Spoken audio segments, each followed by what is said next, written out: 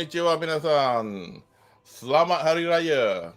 Raya sebulan Dan selamat datang diucapkan untuk anda, kepada anda yang mengikuti sesi ini secara langsung dan juga anda yang menonton setelah live stream ini berakhir ke sesi kolaborasi STOMACHOFCHAOS.com bersama laman pop culture suka ramai Malaysia BUZZPOPTV. Seperti biasa saya Kudo Maharizu dari laman blog STOMACHOFCHAOS.com bersama para panelis dari BUZZPOP akan berceloteh malam ini tentang Mobile Suit Gundam, The Witch from Mercury, Kido Senshi Gundam, Suisei no Majo, musim kedua dan memberi reaksi serta ulasan episod 13 ke 17. Siri anime Mobile Suit Gundam Witch from Mercury ni disiarkan di laman streaming gundam.info secara percuma, Netflix dan Anyone Asia. So, bersama saya malam ini, kenapakah dia tak nak cakap? Okey, bersama saya malam ni untuk memberi ulasan adalah Gundam Gunpla Sensei BUZZPOP Shazli American. How are you, man? I'm doing well. Going towards the weekend sebenarnya kurang sihat. So macam, hari ni bedak, lemak. Nasiblah ada recover sikit kan. Dan juga our other kira Gunpla Sensei ke Myra, how are you? It has been a very chaotic weekend, so I think kita punya session is a nice way to end out my weekend with. So yeah, I'm looking forward to dengar you guys punya input lagi for the second round. I think this is the second round kan? Second round. And we'd like to hear your input too. Dan juga peminat besar Suleta Mercury dari Kuala Lumpur. Easy Ali. Dia punya happy. How are you, man? Joking aside. Bye, thank you. Ya. Dia nak belayang atuk. We need more light lah. I see torchlight ke apa. Apa yang kau pegang tu robot? Our Gunpla. Atuk RX 78 tu. Dia nak bagi tahu dia Federation. I see. Anyway, seperti apa, untuk maklum anda yang belum pernah mengikuti sesi ulasan kami akan mengandungi spoilers yang berkait dengan episod-episod yang diulas. Dan juga pada anda yang menonton sesi ini setelah live stream ini berakhir, sila langgan kepada laman YouTube STOMACHOFCHAOS dan BUZZPOPTV supaya anda tidak ketinggalan untuk menonton live stream kami. Yang kena datang jangan lupa tenyah butang like. Anyway, just before kita start, saya ingat nak memberi sekilas pandang for season 1, just to remind ourselves. I'll try to make it very quick.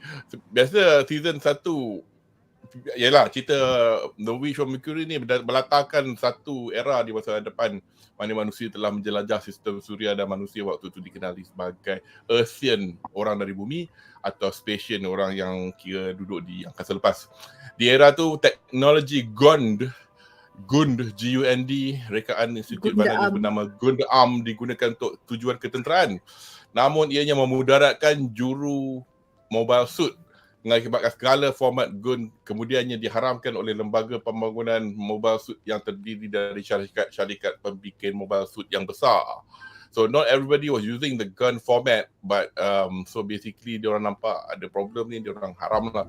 So untuk menamatkan sebarang pembangunan teknologi GUND, seorang daripada ahli lembaga pembangunan mobile suit bernama Delling Rembrandt mengarahkan sebuah pusat kajian format GUND bernama Folk Vanguard dimusnahkan. Namun begitu, 2 orang berjaya melepaskan diri, Elnora Samaya dan anak kecilnya Eric.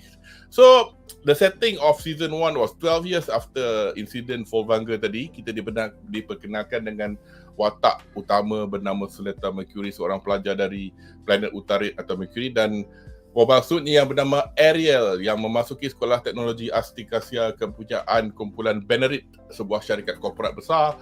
Di sini juga kita diperkenalkan dengan anak-anak kepada ahli korporat Spacian atau mereka yang ada kaitan dengan syarikat tertentu seperti our deuterogenist Mjolnir Rembrandt dari ayah dia chairman kepada kumpulan Benrit, Gail Jetuk, yang berkait dengan keluarga company keluarga Jetuk Heavy Machinery, Shadik Tenali, berkait dengan company Grassley dan Alan Keres yang berkait dengan Peel Technologies, dan juga sekumpulan pelajar dari bumi. Dia orang kat sekolah, dia orang macam sekolah kita juga, so divided by school houses. So dia punya house nama Earth House yang menjadi kawan kepada Suleta. Kita juga diperkenalkan dengan I think you guys told me that every Gundam IP tend to have a Char clone. So di sini bernama Prospera. So our Char clone untuk siri ni bernama Prospera, seorang wanita, CEO untuk company Shin A, yang sebenarnya Elnora Samaya, ibu kepada Suleta. So di sini musim 1 Wish from Mercury memperkenalkan kita dengan dunia persekolahan yang agak lain juga daripada cerita Gundam yang lain, because dia macam school centric, yang punya sistem duel atau gaduh macam dueling untuk menyelesaikan sebarang pertelingkahan. Tak merupakan juga konflik di antara syarikat atau struktur korporat yang boleh memenangkan satu atau pihak.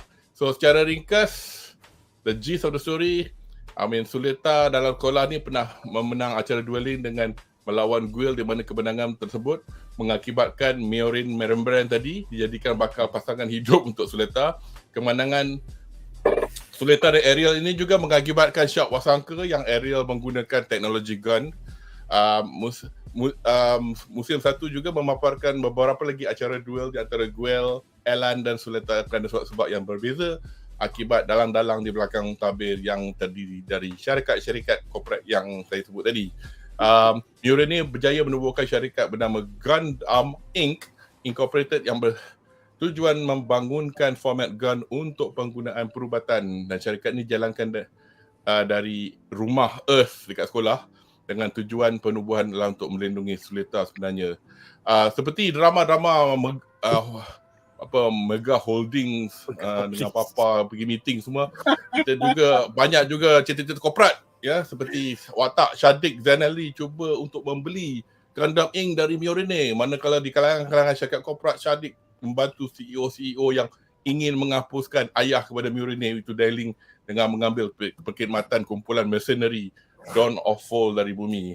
So musim 1 berakhir dengan pertembungan antara kumpulan mercenary ni Dawn of Fall dengan pihak dari kumpulan Benerit di sebuah facility di mana mereka develop mobile suits called Plant Quetta. Di waktu beberapa insiden berlaku di mana Gale terbunuh ayahnya Vim dengan tak sengaja, dan Suleta pula membunuh seorang ahli Dawn of Fall dengan kejam sekali, membuat jam dengan tangan sewaktu cuba untuk melindungi Mjolnir, dan beliau tak ada rasa remorse langsung.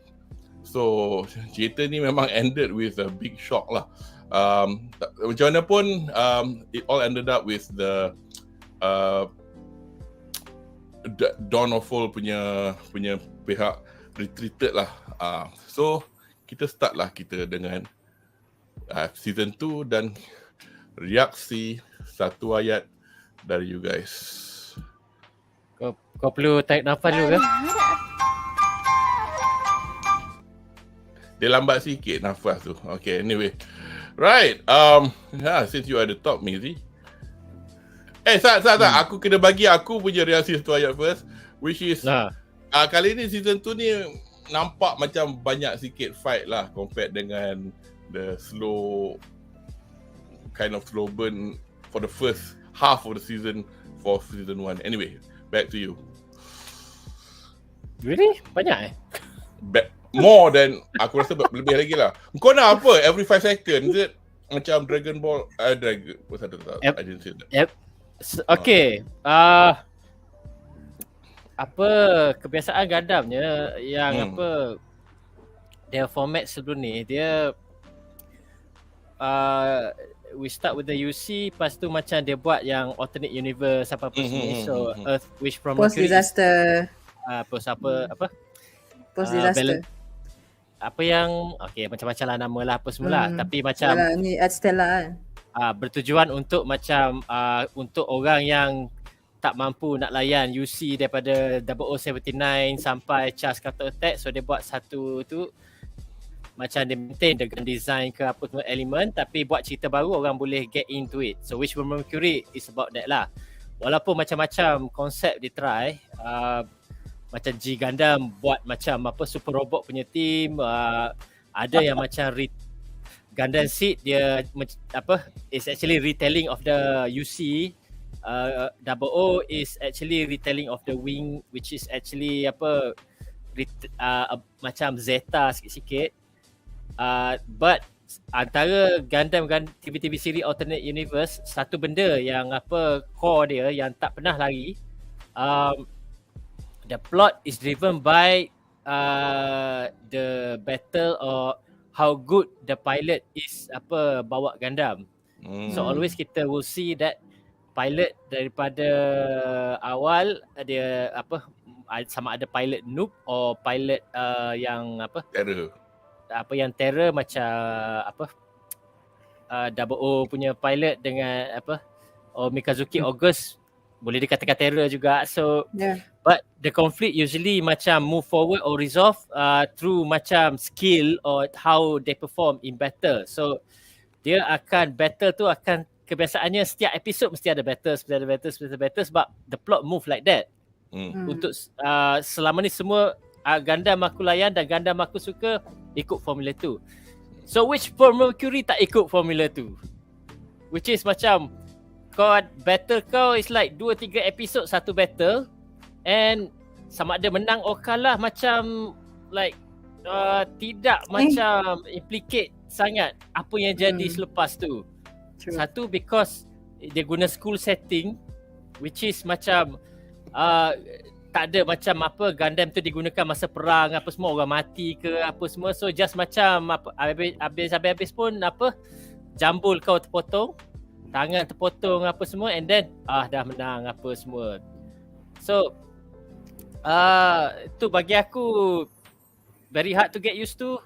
Masih apa susah nak get used to. Reason utamanya adalah my utter hatred towards Suleta.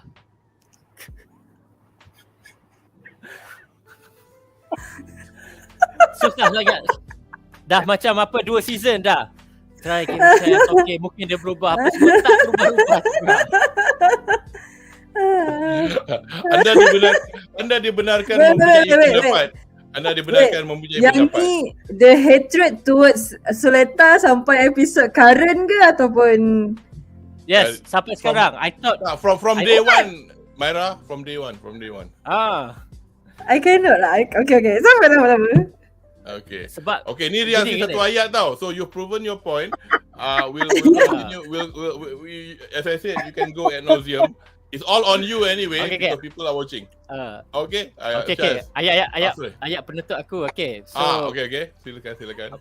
So isu aku yang season 1 tu yang aku sabar sampai habis, and then macam dapat bila dia buat apa teleport tu aku ingat macam okay, something aku nak look forward tu kan. Tapi bila start tu macam dia tak continue that scene or that apa-apa semua. Dia just macam start balik ke sekolah, and then macam dia nak start satu konflik baru. So I mean mula-mula macam I dah macam masa mula-mula dia announce bahawa the protagonist is a woman, I tak necessarily rasa macam okay, maybe a new direction. I can get on board with that lah. But bila tunjuk macam this kind of personality tu, I tak boleh nak terima.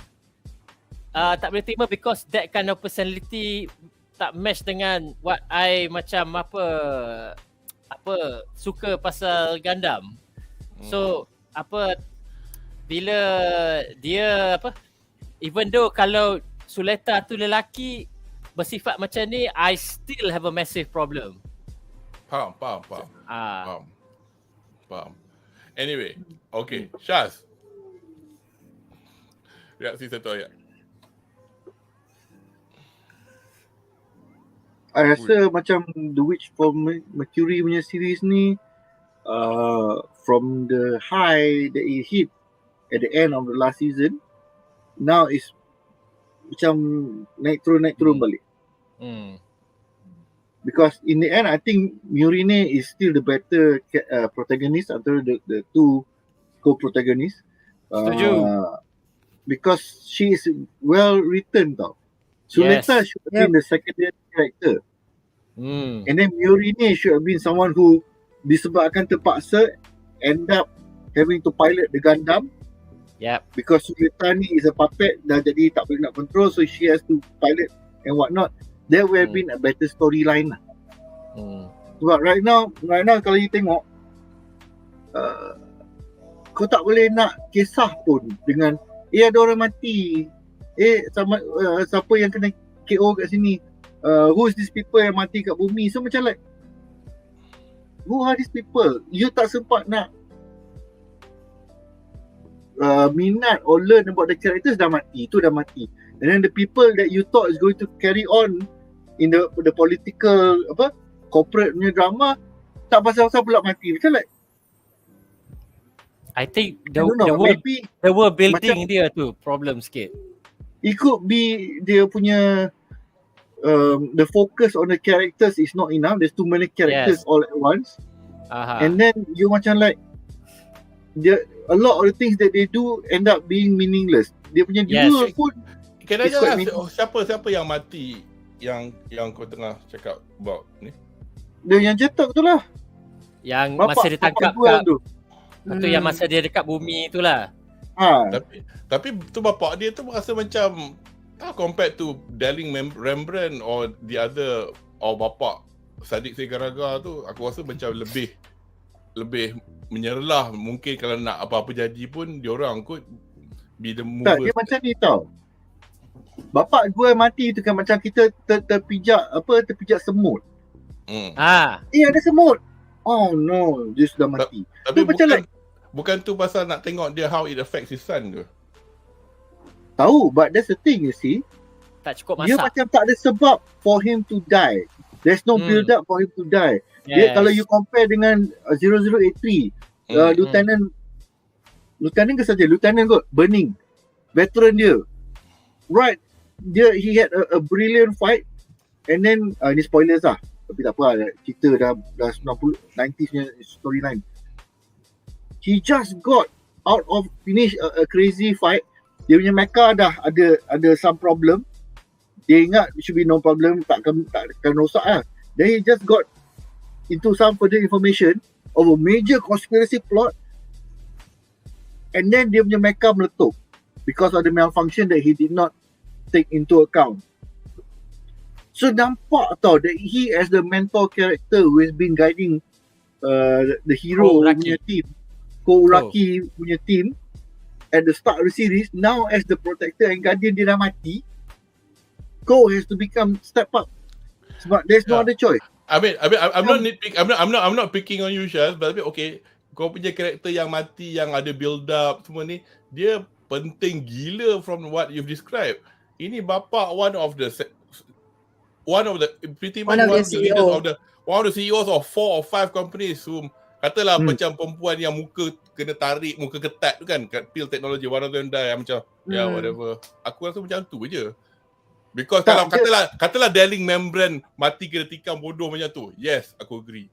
Because dia lebih penting because apa dia buat in the past when he did that massacre at tapi itulah Darling Rembrandt episode 0 kau build up dia macam to be this big bad orang yang akan menentang Gundam apa-apa semua kan, but then dah jadi koma macam missing in action for like the season 2 punya. So dia jadi bila Darling Rembrandt tak ada kan, jadi macam the season 2 ni tak ada tujuan sangat ke mana nak pergi apa semua. Sebab satu lagi dalam siri-siri Gundam yang dulu kan, kau tahu dia actually macam mostly Gundam tu dia ada dekat atas spaceship ke apa semua, dan dia akan menuju kepada satu sama ada from kolonis ke Earth colony ke planet lain ke apa semua. So kau tahu ada satu perjalanan. So sekarang which more Mercury ni kau tak perjelas dia nak pergi ke mana, apa pula. So dia duk fokus on the political intrigue, corporate intrigue yang belakang-belakang tu kan, but tak berapa macam flash out sangat. Dia kalau contoh macam bapak Joel kan, he want to make it a really tragic death. He was going out to find mana anak aku. Where is my son? Dia broadcast to all his team, please look for my son. Kita gaduh macam mana pun, he's still my son and everything. And kebetulan dia pakai a mecha, mungkin aku tak ingat dia pakai mecha yang serupa dengan enemy ke tak? Tak, dia pakai mecha. Dia pakai mecha macam Gale punya yang earlier one, not the later one. Zaman Katedra punya. Deal Manager. Gale yang pakai enemy. Betul. So that's the thing you see. His death could have been made more tragic. This one mati macam bapak aku. Tak, kalau betul-betul nak tragic is macam bapak Gale tu yang selama ni asshole, tiba-tiba macam dia insaf ke apa semua, dia cuba macam buat baik, cari anak dia, tengok macam anak dia bunuh. That would be macam apa, gut wrenching. Dia macam the points at the moment lah yang aku nampak kan, the points yang they should have more weight into it, tak they did not put enough weight. Benda-benda yang remeh, yang tak ada macam real plot or meat. Yes. Dia kalau meat and potatoes punya dish, dia lebih potato daripada meat. Yes. Mungkin meat datang because kita ada lagi 7 episod for this season. Hopefully lah. Kalau aku punya analogi is macam mi goreng yang apa terlampau banyak tauge. Oh.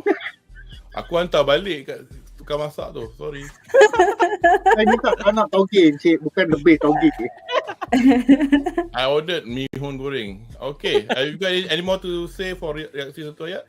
Lepas tu satu lagi, karakter yang aku apa macam tak boleh tahan selain pada Suleta is budak perempuan yang selalu duduk atas sofa dan menganjing orang yang lalu. Ni. Siapa? Yang jadi yang paling recent punya ni apa komiti tu kan? Yang paling recent ni dia yang buat, dia jadi tu. Dia jadi deal komiti tu. The Jetuk house, is it? I don't bother to learn. Macam selalu ada je. Tak pasti. Selalu dia selalu yang nak nganjing selalu jetak tau. Siapa Gale, dia selalu macam apa nganjing dengan si jetak. Gale. Dia macam senpai ni senpai, dia macam banyak komen lah actually. Padahal tapi dia yang the remaining one yang left dekat deal committee sekarang tu kan, yang tu kan. Anyway, since you're on the screen now, let's hear your reaksi satu ayat. Okay, my reaksi satu ayat is finally after episodes of yang first season tu, bila dia ended up with a quite tragedy jugalah, yang pasal tomato tu kan, yang pasal so for me finally bila dah sampai episod 1 macam dia lebih kepada kesinambungan daripada first season, tapi bila masuk episod 2 tu dia mention Quiet Zero and finally, and I'm like finally for me a promising something yang quite new compared to dengan sebab sebelum ni I've been waiting for something yang kan I baru tengok UC timeline which is Mobile Suit Gundam yang 0079, and then I watched IBO, and then baru nak start pergi Exia kan. Tapi for me bila dia mention pasal Quiet Zero, and I feel like finally something yang macam very much intriguing untuk we get into after the roller coaster of unnecessary ke ataupun like episode yang macam high school punya vibe public. It's just for me as a macam orang yang macam I still consider myself a noob lah dalam Gundam punya going into the series of this Gundam ni. Macam I feel like dia in trend je sebab the gap between 0079 dengan dulu-dulu punya, when I discuss with my parents, this is how it goes back in the 70s or 80s punya style drama, then bila I compare dengan yang sekarang punya, I feel like The Witch from Mercury ni dia relevant, dia nak stay relevant to the current anime punya style.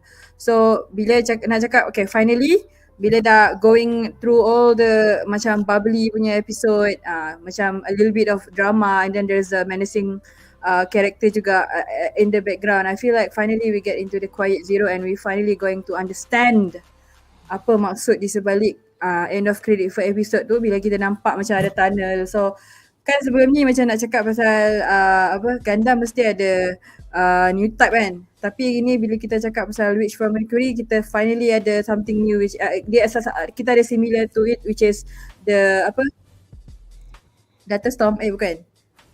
Data Storm ke? So yang similarly Data Storm kan. So bila kita ada something similar to new type, so tapi yang ni dia jadi instead of macam something yang is very quite hard to comprehend lah, the concept of new type for me. Tapi bila tengok cakap pasal Data Storm ni something yang kita boleh quantify. So I feel like now new it's starting to new type ni macam The Force. Permit score kan. Tapi new type ni macam The Force. The Force, okay. Tapi dia tak boleh nak, for me kita tak tak boleh nak quantify. Tapi Data Storm tu at least dia boleh quantify, ada benda yang, so I feel like we're finally getting like forging new path lah, orang akan cakap nak compare dengan siri-siri sebelum ni. Is that what I'm saying? Just before we go on to the individual episodes, kepada penonton di rumah, just to delineate the panelists, Syaz dengan Mizi are pretty much hardcore because they have watched a lot of Gundam, so they know the lore more. As far compared to me, Myra is better than have more knowledge than I have. No, you really. Aku tengok IBO je. So I'm watching this as a person nak tengok cerita robot. Habis itu. So whether or not it looks like a previous incarnation from 1989, I don't have that thing in my head to make that comparison. So macam aku unfortunately orang yang macam tengok Star Wars, start tengok Force Awakens, tapi tak pernah tengok benda lain. Itu okay. Kata Ray power, Rise of Skywalker best film ever. So that's probably me lah, because I don't have any. Tapi that's how it is lah. But for me, macam mana cakap? Because aku rasa macam cerita ni tak habis. Kalau season 2 dah habis and we are where we are at the moment, I would take stock more of with regards to the complaints. And I'm still using the same excuse that at one point aku pun geram dengan Suleta ni but at the same time macam she's the way she is because it's not her fault. And it's the mother. The mother is a I really do not know where she's coming from. I mean, I know lah, she sounds very Machiavellian. Kalau dia boleh buat, okay, we're going to talk about that in episode one of the you know what she did with Eric. Itu macam itu anak sendiri tu. Itu yang memang nak revenge dekat orang yang destroyed her facility and obviously husband dia dan sebagainya. But I think we got a question from chat. Since anyway siapa Myra pun was alluding to it. Hai semua, dari Afif, Problemo. Masih tak berapa faham pasal Data Storm dan Permit Score. Harap para panelis boleh explain. Me too. Okay. Okay. Aku akan macam ni I'm like copying out. So I'm copying out by reading it from the apa benda tu? Apa wiki? Oh my god, yeah. Apa benda? 10 paragraf ke? Satu line je. Apa jadah ni? Permit is a mineral element from the stellar timeline.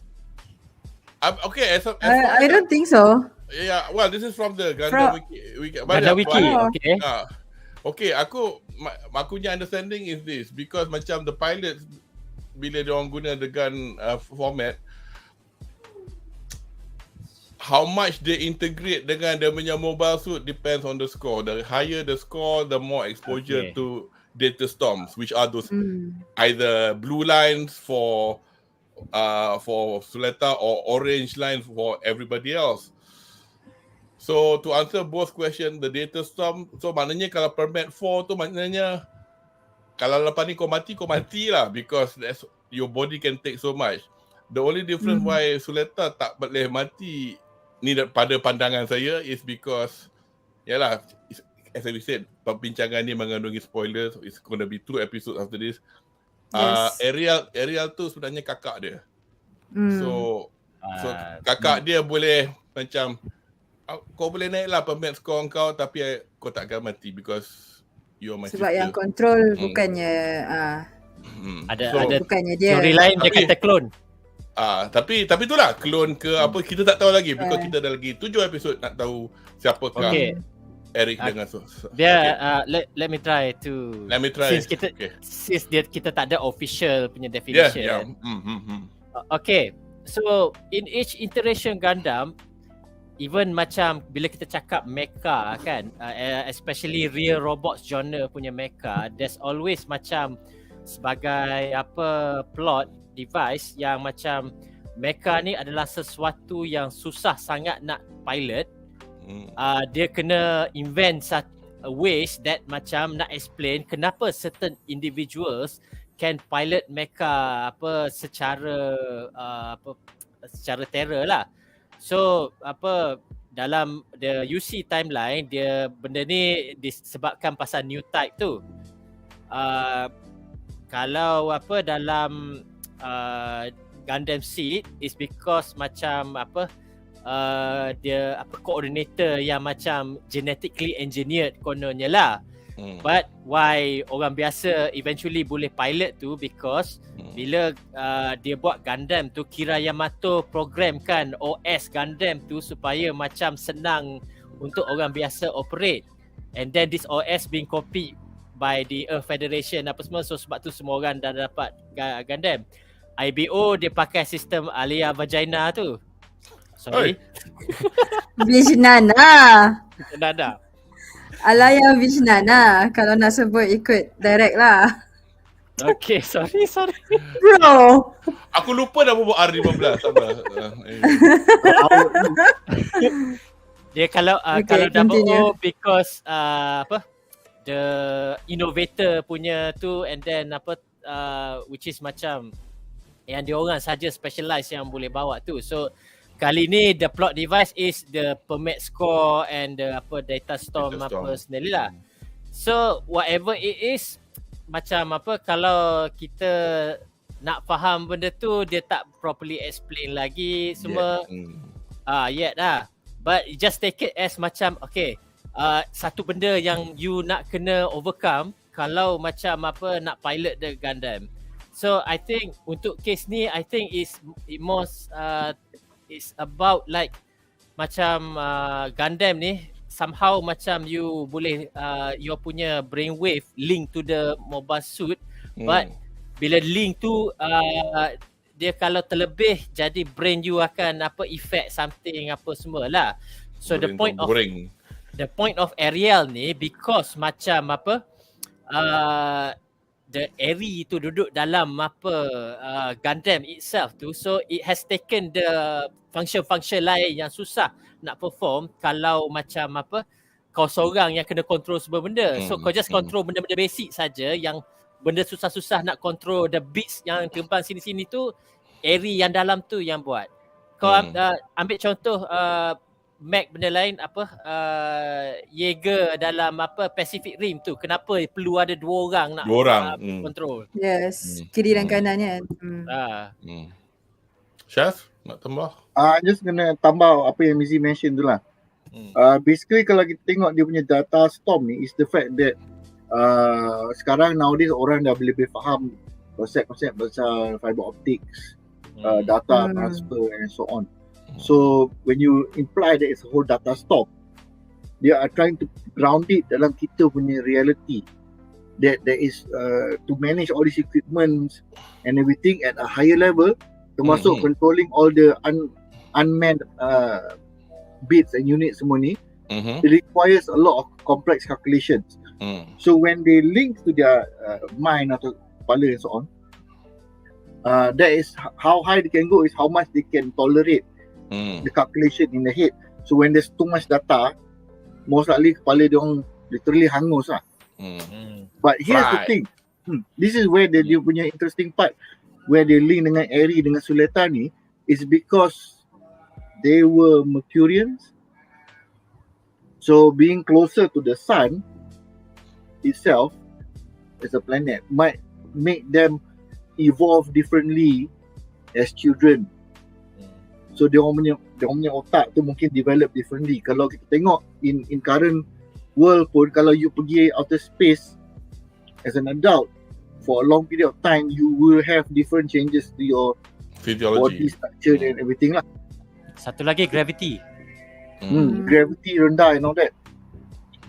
So most likely Eri is one of those unique people who mutated in such a way that dia punya otak sangat senang nak manage all this data punya ni. In fact, benda ni is this thing is the whole plot point of Gundam Unicorn sebenarnya. Myra, you want to add to the, as a final person, to add to the answer speculation? Apa soalan dia tadi? Dia confused pasal data storm tu kan? Dia tak faham konsep data storm dengan permit score je. For me, what do you understand by the permit score system and the data storm?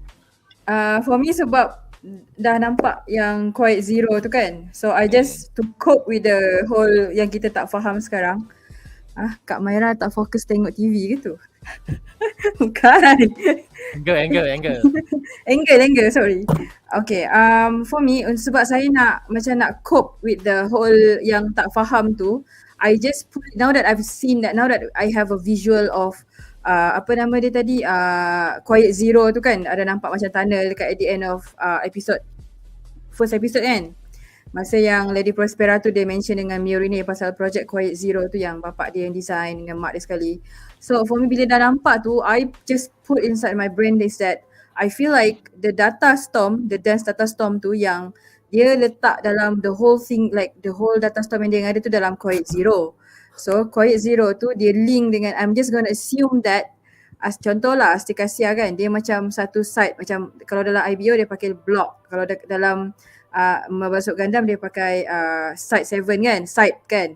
So they are linked to one each other. So the reason kenapa data storm tu dia imperative dalam cerita ni, dia dijadikan plot device. So for me, I just understood that okay, data storm ada dalam Quiet Zero. So kalau Quiet Zero tu dapat kena control oleh Deling, so dia nak rewrite balik history tu kan, macam yang mak dia cakap, macam Lady Prospera cakap. So I'm just going to assume that at this point, how do I understand this? Deling perlukan Ariel untuk jadi tools, untuk jadi fuse nak control Quiet Zero tu. So cara nak faham, data storm is something yang kita boleh calculate lah. So Ariel tu dah boleh, bukan Ariel, Ari dah jadi I want to stop you there because for episode 14, episode 13, I need somebody to talk about Quiet Zero. So can we just go on to the next segment, and then I'm going to start with you, okay? And then everybody else can join in. Cool. Okay. Okay, cool. Okay, kita sekarang ke episod yang pertama dalam episod 13 dalam season ni, which is called Envoys from the Earth. Saya ada dua soalan untuk panelis, tapi since Myra tengah cakap banyak pasal Quiet Zero, soalan nombor 2 ni saya nak kemukakan dulu, which is apakah anda faham dengan project Quiet Zero? If you can give us a quick introduction of what you understand by this Quiet Zero thing, and then kind of recap balik quickly what you were talking about with how Suleta and Eri and Ariel fit in this whole equation. Okay. I'm just gonna repeat what I said lah. Okay. So like I said at the end of the first episode, okay, yang sebab macam saya cakap tadi, daripada first season tu punya episode sampailah first episode of the second season, dia macam jadi, dia macam cerita, dia tak banyak sangat yang something yang I take interest lah. Tapi bila dah sampai yang part Quiet Zero tu, finally we have something yang boleh nak cakap yang differentiate this series from previous series of Gundam punya IP what kan. exactly is this Quiet Zero thing then? So Quiet Zero macam saya cakap tadi, yang tunnel dekat at the end of the first episode tu, that tunnel dia macam, if you guys have seen cerita Eagle Eyes ke, siapa Shia LaBeouf berlakon kan, so they have this so dia ada satu tempat dia macam database, so it's a database. Was that, aku tak ingat, so ada tunnel Eagle dalam no. in We from Mercury. Yeah, so dekat where was it? Was it on the Plan Kereta? I have to look at it again. So at the end of the first episode, there's masa yang Lady Prospera tengah explain dengan Miori ni pasal I want you to take over the Quiet Zero. It's a project, you know, by your dad or something. But tapi sekarang sebab bapak dia dah tengah koma, Darling Rembrandt tengah koma. So dia tengah koma, so dia tak boleh nak continue kan project Quiet Zero tu. So bila sekarang Miori ni dia nak take over. So ada macam orang kata vested interest lah dekat situ, kenapa Prospera nak dia continue kan. So bila nampak tunnel tu, I feel like finally macam new type kan dia, aku tak boleh nak macam imagine sangat tau nampak macam stars going in, but tapi bila nampak there's a tunnel with the ni, and then there's a circling thing, it's like a tunnel, so it's a database. So bila someone can take over that database, so dia akan rewrite history. So that's why I said I have this, I just gonna assume that macam contoh lah Stikasia kan, macam dalam Mobile Suit Gundam kita ada Site 7, kita dalam IBO kita ada block, like economy blocks and whatever, ada yang food planting blocks. So macam dia akan link dengan all this island or like blocks, macam Astikasia school tu satu tempat kan, dia akan link semua. So dia akan condition the place, so people akan perceive. So macam that's why kenapa Darling Rembrandt desperate tau nak rewrite history. So at that point, how is he rewriting history? Like time travel or tak, dia macam or you mean like correcting the wrongs of the past? Yes, sebab physically or metaphorically? I would say I don't know how that goes yet. Cumanya macam bila dia take control over the Quiet Zero, means that dia ada macam, kalau tengok macam kalau kita kan consume by media kan, so kita just percaya apa yang media sampaikan. Sama juga I think the same concept applies to kalau Darling Rembrandt dapat rewrite the history through Quiet Zero, so all the data dia yang pegang, dia yang control. That's why dia nak take over. Memang dia nak macam nak take over the whole, bukan saja macam the Beneric group lah kiranya. Macam kan apa lagi yang cakap tadi yang pasal Quiet Zero ni, tapi at this point dia tak boleh nak control Quiet Zero tu. So that's why at the beginning of the season 1 tu kan nampak kenapa Lady Prospera ni macam dia okay je, kau ambil lah data pasal Ariel. Ariel bukan Gundam. Dia nak macam is part of parallel dengan dia punya revenge. Dia cakap kau dah bunuh husband aku. Spoiler alert lah, siapa yang tak boleh tengok, tak tengok lagi. Tapi kau dah bunuh husband aku. Sekarang ni aku nak gunakan anak aku ni yang aku dah transfer jadi data storm, you know. So nak fit dengan dia. So macam something yang Darling desperately nak tau. Yang in need tau. Supaya dia nak completekan Quiet Zero dia tu. I think the mom also died. The wife also died due to completion of Quiet Zero juga. That's why macam ngam sangat lah. Tapi at the same time it's quite cool for Miori ni to receive this kind of information sebab she might find out what happened to her mom. So so there's a whole new thing to explore about this Quiet Zero. That's why I said finally we have something yang like the true plot device lah, I would say. Okay. Like Shaz, have you got any opinions on this Quiet Zero project? Yeah. Firstly, orang Jepun ni dia orang suka bagi nama yang pelik, tapi when you look at dia orang punya naming convention, there is some logic to it. So kalau I would try to think in a very broken English way, Quiet Zero is at the starting point, and Quiet is the end of all warfare, which is what Prospera has been repeating all this time lah. But the end of the warfare is for, I would imagine, for Eri to fully link into the core of the data storm that links all of this mecha, basically the internet highway lah. So then she will be able to fully control all machine of war, and started also Prospera as the mother. We have absolute control. So nanti we are going to see the backstabbing of Miorine. Kita akan tengok Mustakli Darling akan mati lah, sebab itu memang stepping stone je pun for Prospera. But that is when Miorine akan menangis, cari balik Suleta, Guel akan jadi hero, but they realise he was a backstab all along. But in the end, they are going to reach some form of control with Eri at the center, and she will be able to control all of the machines that have any connection with the Gundam punya format. That's why this is linked to the what I said as kenapa perlunya Ariel dalam cerita ni untuk link between apa tu Quiet Zero, kenapa dia diperlukan, kenapa dia essence dalam cerita ni. Sebab the way that I see it kan, kalau dulu-dulu punya, nak compare dengan dulu-dulu punya series kan, dia macam terus apparent tau. Okay, macam contoh apa ni, Zabi lawan ni, tapi yang menacing the whole thing, if you tengok origin kan, dia macam cerita pasal kenapa sebenarnya siapa Shah punya identiti apa semua. Tapi bila tengok yang sekarang ni, benda tu yang kena macam push back, apa pun macam dia yang benda-benda yang macam nampak trivial kan, dia dikena centered kau. So bila tengok kan, so I feel like that lah kalau macam I tengok compare dulu dengan sekarang punya series.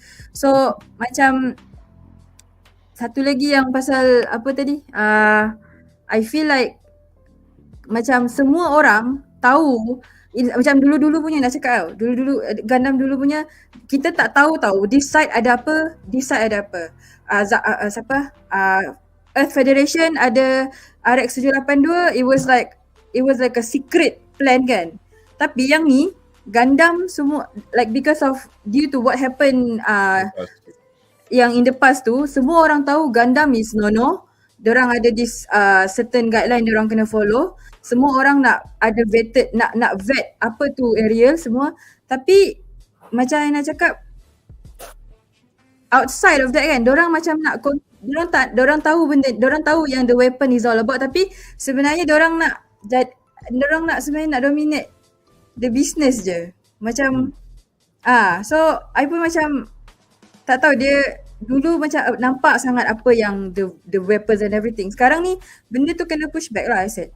Dia tak jadi main cerita. That's why I totally understand, I relate lah dengan Mizi dengan Syaz punya frustration, sebab kalau dulu nampak, sekarang tak nampak. Banyak drama. Nak tambah something definition.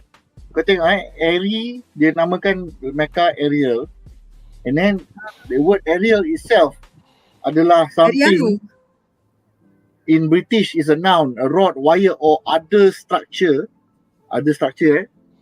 by which signals are transmitted or received as part of a radio or television transmission or receiving system. So who is to say that Japan punya style of naming things, then Ariel is going to broadcast all of the high-end data storm and the highest permit score punya values, so that it's going to take over all the other mecha. So imagine kalau Ariel tu jadi fuse, dia fuse dengan Quiet Zero. So dia akan broadcast, dia akan rewrite the history, you guys. Sebenarnya macam ni, so the ugliness of Daryl Membran dulu nampak lah, come to light. Itulah sebenarnya kan yang Prospera nak kan, isn't it? So that's why Ariel ni akan jadi, so dia berbalik kepada Gundam punya IP lah, Tools of War, which is Gundam, which is Ariel. So dia inline jugalah dengan apa yang Sunrise nak lah, I would say. Mizi, you have anything to add?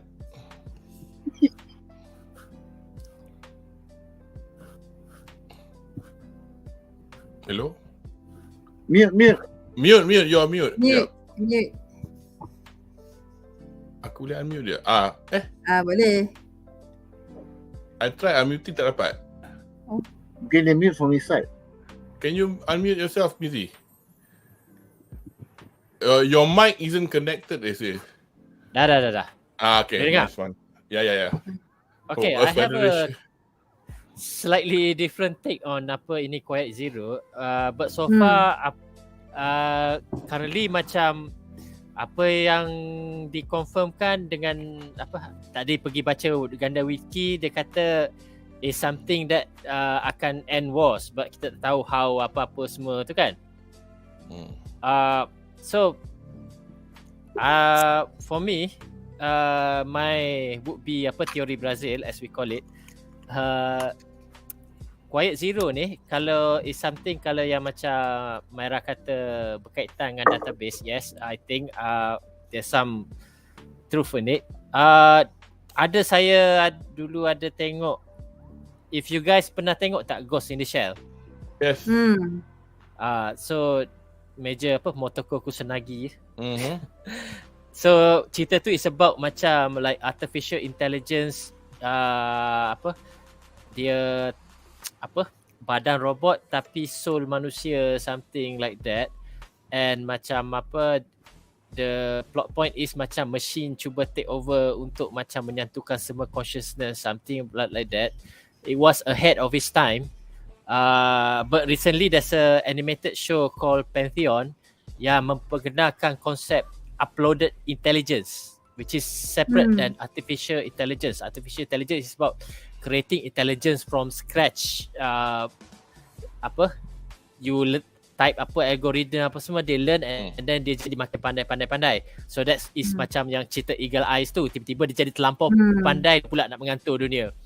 But uploaded intelligence is macam if your brain waves, your brain can be macam digitalized and masuk dalam net, so you can have your personality, your memories, your intelligence, your thought process, everything without the bound of a physical body.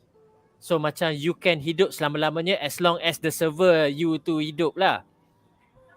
So for apa, I speculate that macam Quiet Zero ni, Daily Rembrandt kalau dia kata untuk mengakhiri perang. Kenapa perang ni wujud?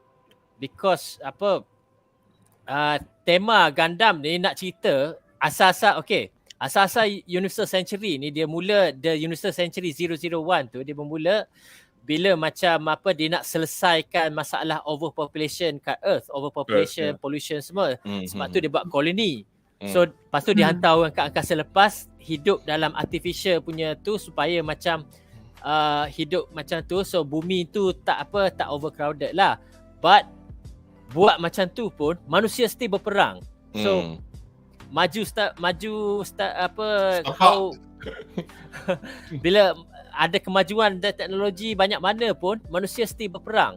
So why manusia berperang? Because our greed tak pernah cukup, and our greed is related to our physical body. Sebab kita perlu makan, kita perlu berkawan, kita perlu mengawan. So always benda-benda tu resource yang finite dan tak cukup. I see what you did there. Anyway. aku buat tak dengar je. But what Daily Rembrandt ni kalau I think speculate, dia nak mengakhirkan perang. What if you can digitalize everybody, masuk dalam database dan hidup dalam dunia cyber, alam apa semua without the need of a physical body. So kalau you would have a syurga for everybody. So if kalau we would rely less on our physical body, jadi macam makin kurang lah perang. Sebab apa, resource is infinite. You are just macam perlukan server untuk power sampai bila-bila saja. Hala server kau crash. And then that's why Kita wall-E lah pula. That's why they need the Gundam technology ni. Hello IT. Minggu depan tuan. So in a way that dia nak create satu dunia macam Matrix lah. Semua orang bermimpi je. Okay, interestingly I went to, selama aku duk buat bedah kan, this Wikia fandom, they tend to be very very good. And I just wonder if this is a reflection of how things are still not well explained. We've only got one line from Gundam Wikia with regards to what it is. Yeah, so basically, I can see why Maria was saying, but I think what he meant was rewrite the world into one without war. I don't think he meant rewrite what was in the past. Basically, dunia ni selalu ada war. He wants to change everything so that dunia ni tak ada war. So personally, I don't think it's nothing to do with the past lah, but basically just change what it is. But in what format, you know, whether he's going to create a matrix like world ke apa, it's a bit difficult to tell at the moment because at the moment nampak macam semua bendanya related to the Gundam, and then Prospera pun pernah cakap, dia kata nanti dia nak extract Eric using Quiet Zero. So how is that going to work? Yeah. But so actually itulah the thing is macam my main problem is itulah macam kau tengok wiki dia pun satu ayat tak apa. Yeah, because so it's not the wiki's problem. I think like your frustrations, which is like where's the story going? Because we've done second season already, we can't really see much. So I would agree with that point lah. Aku actually soalan satu untuk episod ni. Probably just basically ni observation from me as among the four of us, the noobest of all lah, yang as much as shenanigans dalam cerita Witch from Mercury ni very megah holdings, you know, drama pukul 7 as opposed to, you know, like in fact macam IBO pun dia bukannya planet lawan planet sangat, dia ada mega holding jugalah, tapi because it's all based on economic power. Tapi I've not seen the other one, so whether or not it's going to be colony from this part nak lawan dengan colony from that part for other reasons. The thing is IBO the writers make us care yang kesusahan budak-budak ni, wilayah Chris ni. Yeah. So at the moment we can't really see because lah budak-budak ni banyak, as we say, spoiled kids from, you know, bapak semua loaded. Tapi whatever it is, whether or not, I mean, walaupun Witch from Mercury tak memaparkan konsep pertelingkahan antara puak-puak atau planet di solar system, adakah anda rasa the political intrigue may be at the corporate level instead of interplanetary level is pretty much similar anyway, compared to any other previous Gundam IPs? Anybody want to quickly answer that? Because at least we can go on to episode 14 apa ni. Tak, kau rasa memanglah tak sama because it's cooperation, tapi adalah juga similarity at some point, do you think? Ada, but that's why I iterate my point of world building which Mercury ni sangat lemah sebab the premise is good. Especially bila episod Gua Jetok duduk dekat Earth tu kan, there's some shit is happening on Earth which I really interested. Apa jadi dunia ekonomi Earth ni semua sampai teruk macam tu. Kalau katakan because okay, yang tadi kita kata Project Quiet Zero kenapa ditubuhkan, because Guel nak dunia tanpa perang kan. What war? Kau tak nampak sangat apa the war. So susah nak you nak sympathize you nak rasa you nak get invested for this project because macam what's the point, tengok aman je, biasalah teroris sana sini semua macam dunia kita sekarang. As opposed to macam dunia zaman World War II, ada Hitler, ada semua. So story lagi best dekat situ. Lagi sekarang boleh best, tapi you have to make me care or what's being happening dalam dunia Witch from Mercury ni. So setakat ni bila you tunjuk sikit, lepas tu you kembali pada sekolah, tanam tomato. Kau tunjuk sikit ke benda lain, lepas tu kembali kau ada tanam tomato. Syaz, in all of the political intrigue and drama dalam semua anime Gundam ni, it always menyusahkan the hero and dia punya rakan-rakan.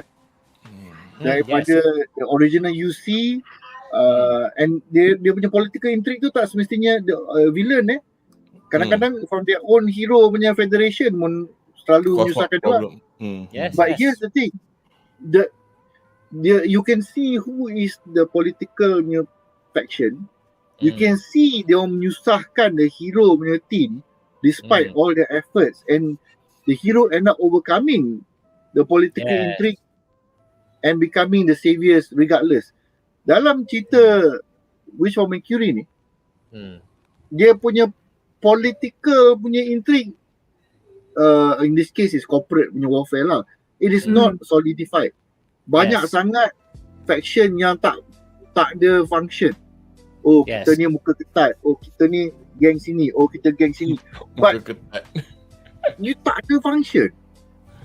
Oh, kita ramai-ramai, kita akan beli, kita akan invest dalam benda ni. Then what happen? Nothing. Dia macam I perasan kan, kalau dulu-dulu punya dalam macam contoh Mobile Suit Gundam kan, 0079 kan, kita ada macam political intrigue tu macam ada project V kan, project 5. So, nak cakap pasal RX-782 tau. So kita tahu, kita fokus dengan dia, and then how it's being used as a plot device throughout the series. Macam dalam IBO kan ada Hashmal tau. How it's being used by Galileo ke? Bukan. Siapa? Maki. Hashmal yang Hashmal tu yang yang besar tu. So how dia punya existence tu being used by dia ni sebab dia nak take over. Dia ada something tau. Tapi Wish for Mercury ni belum ada lagi. So tak nampak. That's why macam tak nampak lagi. So tak ada benda yang apa benda season dah tak nampak lagi ni. That's why that's why dia different lah, I would say. Dia punya super conglomerate tak ada function. Dia punya intercorporate warfare tak ada function. Dia punya duels tak ada weight, tak ada value. Tak ada goal lah. Macam dalam IBO nampak lah goal diorang nak pergi kan. Contoh. Let's say one you show that the duels carry weight tau. Tiba-tiba geng Jetak ni dia dicabar oleh a different faction. And Mercury ni like Seleta kata benda tu. What they fighting for? Or we're fighting to gain possession of all and all your records and all your research of your new suit. So when you do that kind of thing, and then tiba-tiba Jetak kalah because of orang sabotage kat belakang, so then you know, this is horrible, man. The duel can be used to do a lot of things. Ini duel untuk benda-benda yang remeh, tak ada berkaitan. Saya nak buat bak kata syadik lah, bak kata syadik. Girls. Duel dekat sekolah dia untuk ni AJK Dobi nak korang baju boleh 5 bukan 3. Kalau kau menang baju 5. Dan ironinya benda ni actually dalam cerita tu sendiri dah kena nganjing kan oleh dua orang Earth tu. Apa ni kau main-main kita bawa Gundam untuk bunuh orang. Anyway, let's go to the chat and then we can move on to episode 15. Footproof data ada jasad macam Thierry RD Gundam anybody can allude to that? I have no idea what that is. Okay, Thierry RD character from Gundam 00 is an artificial construct such that dia ada link with a super database. Apa nama database tu aku tak ingat lah. Bedah. But anyway, benda ni has not been fully defined. Adakah Eri is a copy inside Ariel, or is Eri still a physical kid in some tube somewhere tak membesar and data semua masuk kat otak dia, or is she like literally you boleh cari dalam, kalau you explode or you buka the entire area, you boleh dapat Eri kat dalam tu. Ada tu. Dia tak define lagi. That one kita tak sure lagi lah. But I suspect that she is physically available somewhere. That is why the area is so important, which is quite scary lah. For me, I feel like Eri dia macam Ian Dalton dalam IBO. Dia punya brain yang damage tu kan daripada battle dengan lawan. So Ian Dalton kan, so dia punya brain kan dengan sistem araya Vijnana dia tu. So that's why sebab macam Vidar Galileo lah, which is Vidar, dia infuse dalam Gundam Vidar kan. So dia jadi araya Vijnana type E kalau tak silap lah. So dia jadi separate system. So that's why macam yang siapa cakap tadi, Mizi kan cakap yang apa, dia jadi dia handle yang heavy. So later tinggal macam nak macam yang nampak visual, tapi bila nak cakap pasal mechanical, dia nak angkat berat ke, nak lawan orang ke, so biar Airy yang control dengan 11 gun beat dia, macam ada 11 Airy, mini Airy juga kat situ. So I feel dia macam tu lah. I'm not sure it's physical anymore. That's why kalau dia masih ada physical pun takkan reaksi bell dalam yang dari bell teknologi tu macam nak muntah kan. Macam through that understanding pun bila nampak kat situ Airy dah jadi bukan ada, tak ada fizikal lah. Macam tu. Okay, next ada comment from chat was from category The Great. Dia kata, kenapa orang Mercury kena buru dengan orang bumi dan dibunuh? I just wonder if you're referring to episode 0. Masa tu dia orang tak duduk Mercury lagi. But because that's the only bit in the series thus far yang ada orang bumi. Oh sorry, kena buru dengan orang bumi. Oh, probably you mean the Dawn of Fall. Because yang tu we're gonna talk about that later because ada sebab dia. We're gonna talk about later. Bukan tak nak jawab, saya ada soalan untuk tu. So kategori kita tunggu kejap ya. Afif Problem Morgan, thank you for the explanation. Dia pun menambah maybe Quiet Zero ni boleh manipulate atau control semua Gundam atau mobile suit yang ada kat dunia. So basically macam no more war lah. At least without mobile suit as a weapon, which is I guess pretty much what ini dalam double O Gundam Virtue. Oh yang ada rambut tu ke? Yang macam ada tak, second season. Oh.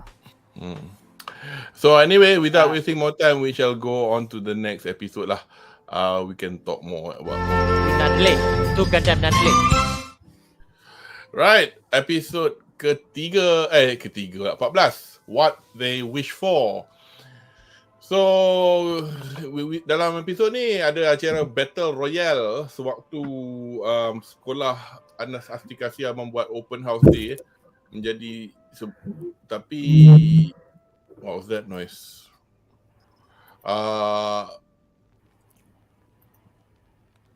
Menjadi sebuah serangan Dawn of Fall apabila witches dari bumi, Noria dan Sophie went all out dengan Gundam masing-masing.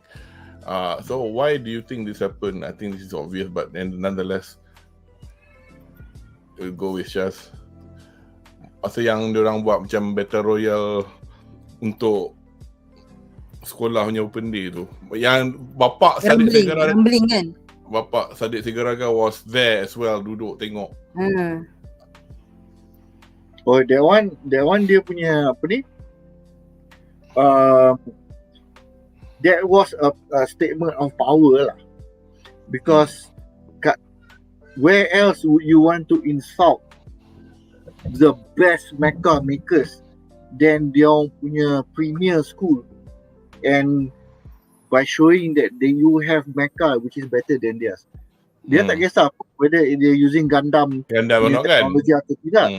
But the fact that they were using it means that they were that desperate to use the technology that can kill them off. Quite funny jugalah, which in the end one of them end up dying because dia naik combat score tinggi sangat.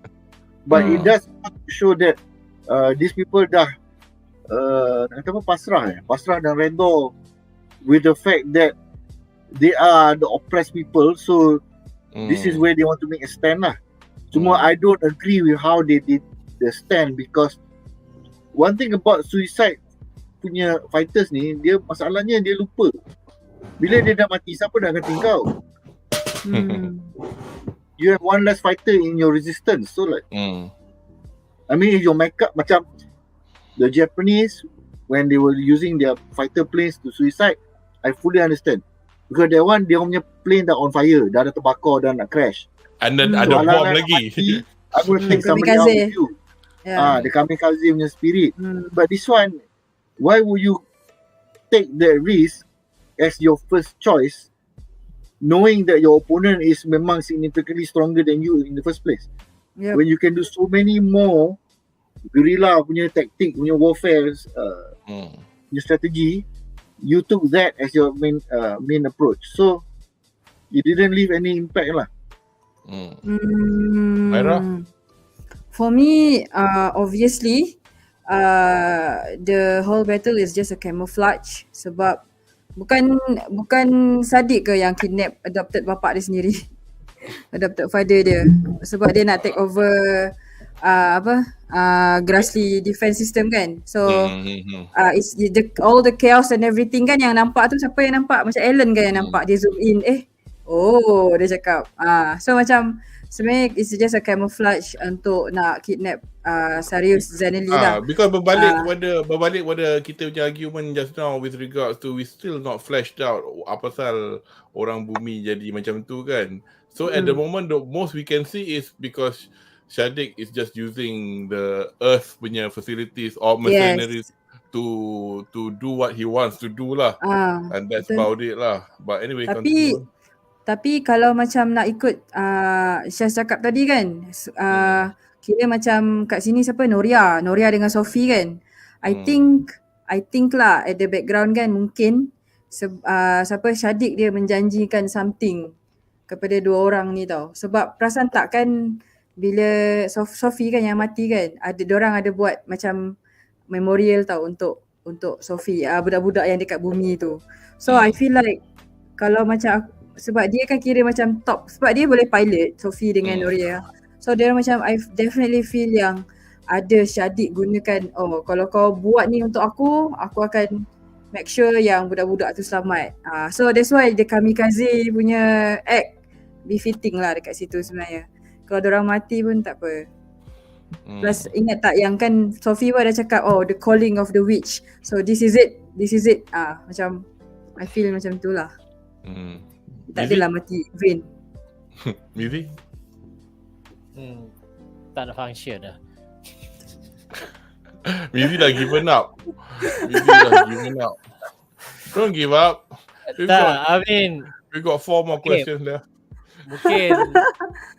Mungkin macam nak tunjuk, sepatutnya it's like something that dia dua orang ni use their Gundam for actual battles versus these kids just sekadar macam yang guna Gundam dia nak potong environment. Yeah. Nak Kenobi. So they're supposed to be like vastly superior lah, but nampak macam itulah Battle Royale and with a bunch of Gundams that you may not remember their design semua. Yang kau ingat kat sini ialah the area sajalah, which I happen to know that macam currently the best selling Gunpla area ni. So laku sangat. Betul. So sebab tu Bandai tak kisah sangat about the storyline semua. The Gunpla is selling well right now. Especially at the reboot. Tapi sekarang lah, like macam mula-mula sekali yang macam Syah cakap tu, kau baru je nak vested interest dengan karakter ni, mati. Kau naik, koma. Kau naik, mati. So apa yang masih hidup sekarang adalah Suleta. So how much Suleta boleh bawa cerita ni for us to get interest? Jangan lupa ada Miori ni. Ada Gel, come on, I'm rooting for Gel. Boleh bagi satu contoh? Ya, silakan. Tak, Mizi dah habis belum? Kalau dia buat spin-off Gel kan, I would watch that and I would probably like it more. Miori ni dekat dalam office ke punya spin-off? I bagi another contoh of a better return point. Dalam 0083, Annabelle Gato was trying to escape Earth with dia punya the most important piece in the storyline lah. The RXGP02. Aku tak ingat nama dia. But basically it had a secret weapon bagi yang tak tengok lagi. Chrysalis. Kan? It had an important weapon it had to bring to space. Nuclear tu. So geng-geng Zaku ni yang kita boleh bayangkan time 0079 was already an outdated model. Ini 4 years later even further outdated punya model. Bayangkan kita kita tengok kancil nak lawan dengan Ferrari lah. And yet the resistance minta of the villain that was fighting against the hero punya team Popcorn. fought with so much passion to make sure Anavel Gato sent to space. That small group of resistance fighters fought with so much focus, with so much attention to diorang punya cause, to the fact, to the point where dah habis mission je semua resign. Kita dah habis mission, kita white flag. Sampai hero pun pening macam like, apa benda diorang buat, diorang ni betul ke? Why are they surrendering? Yang dekat desert tu Yes.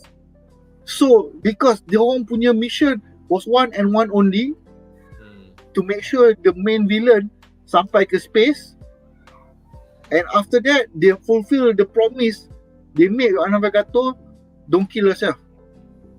No, we will surrender after that. So they surrendered. They really surrendered.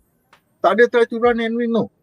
Because they understood their role and they realized that if they are captured one day, kalau dia orang break free, siap lah korang.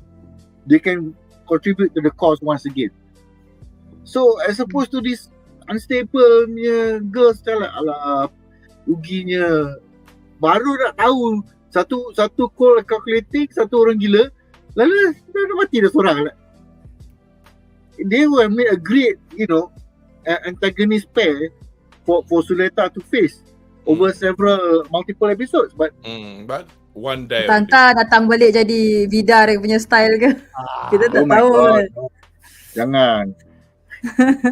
Sekali cukup lah. Itulah pasal.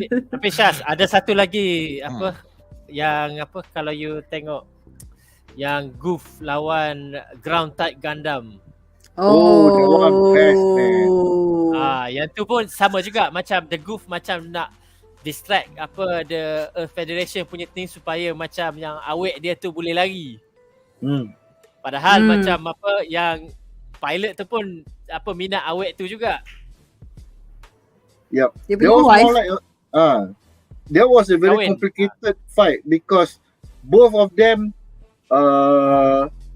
had different affection towards the antagonist. Satu macam dia punya guardian, satu tu pula macam like, aku suka kau, janganlah dia jahat, that kind of style. But they performed their role in that fight very well, to the point where the antagonist managed to flee lah. Managed to go to space to prepare for the next stage of the war. Okay, aku dah go on to the next question. Actually, I'm trying to figure out whether to get to the soalan dari chat, tapi I think we can do it after this question. Question ni pendek saja. Untuk saya, this was pretty much a big reveal at this point. Eric is a real. Pandangan anda, siapa nak go first? For me, as I have expected lah, Eri probably have complications as was exposed to permit masa yang dia kecil lagi kan. So for me lah, this is my theory je lah So as not to lose her, Lady Prospera, and Nora at the time, they somehow clone her, hence Suleta. So jadi dia ada juga in the sense that dia masih ada anak dia, so yang boleh dipegang. Physical punya clone. So tapi dia sampai, tapi ni goes back to my theory how this is similar to the remaining parts of Iron Delton brain dalam dia punya system, kena salvage, masuk balik dalam Gundam Vidar, and then macam to control macam, sebab bila perasan tak every time masa dia battle kan, mesti dia cakap Mina kan, dengan dia punya gun beat semua. So macam daripada sana lagi sudah dapat feeling tau, dia macam dia boleh cakap ke unconsciously, dia boleh cakap direct fit dengan Eri ke, dengan 11 gun beats tu. So I definitely feel yang memang daripada situ pun dah nampak lah, actually memang dia dah kena tanam lah dalam area tu. So anybody else? Aku punya reaction satu je masa aku tengok the review. For me, I'm not surprised at all. Tak, I pun tak Because- surprise. Bukan kita dah sebut ke masa kita discuss Kan? season 1 dulu? Kan dia cakap dah. I was thinking You pun that, cakap. you know, she will be somewhere as an adult. Physical. Kan? Mungkin she became her brain got scan apa ke. But to be the Gundam itself, shit. Because this is a cerita sekolah. Di mana perang tak ada benda yang penting, orang yang jahat pun mati cepat, you know, paling teruk pun you smash orang jadi tomato. So to have something of that level of dark revelation tau, it's like Tapi- ini like, dah tahap Evangeline ni macam like Tapi kids got betrayed by adult. Nak macam this is the same daripada IBO pun ada tau. So I feel like Suleta kena betray oleh mak dia sendiri tu. I think I saw it coming lah. I definitely saw it mak coming. sendiri juga tu. So I definitely saw it coming because this is a theme Gundam IP lah, I would say. Kalau kita tahu guna the apa clone nak theory, probably that's why dia tak macam kisah sangat because you are clone. Katalah. Yalah, itulah. Tak, sebab gini, you tengok rupa dia sebenarnya macam bapak dia.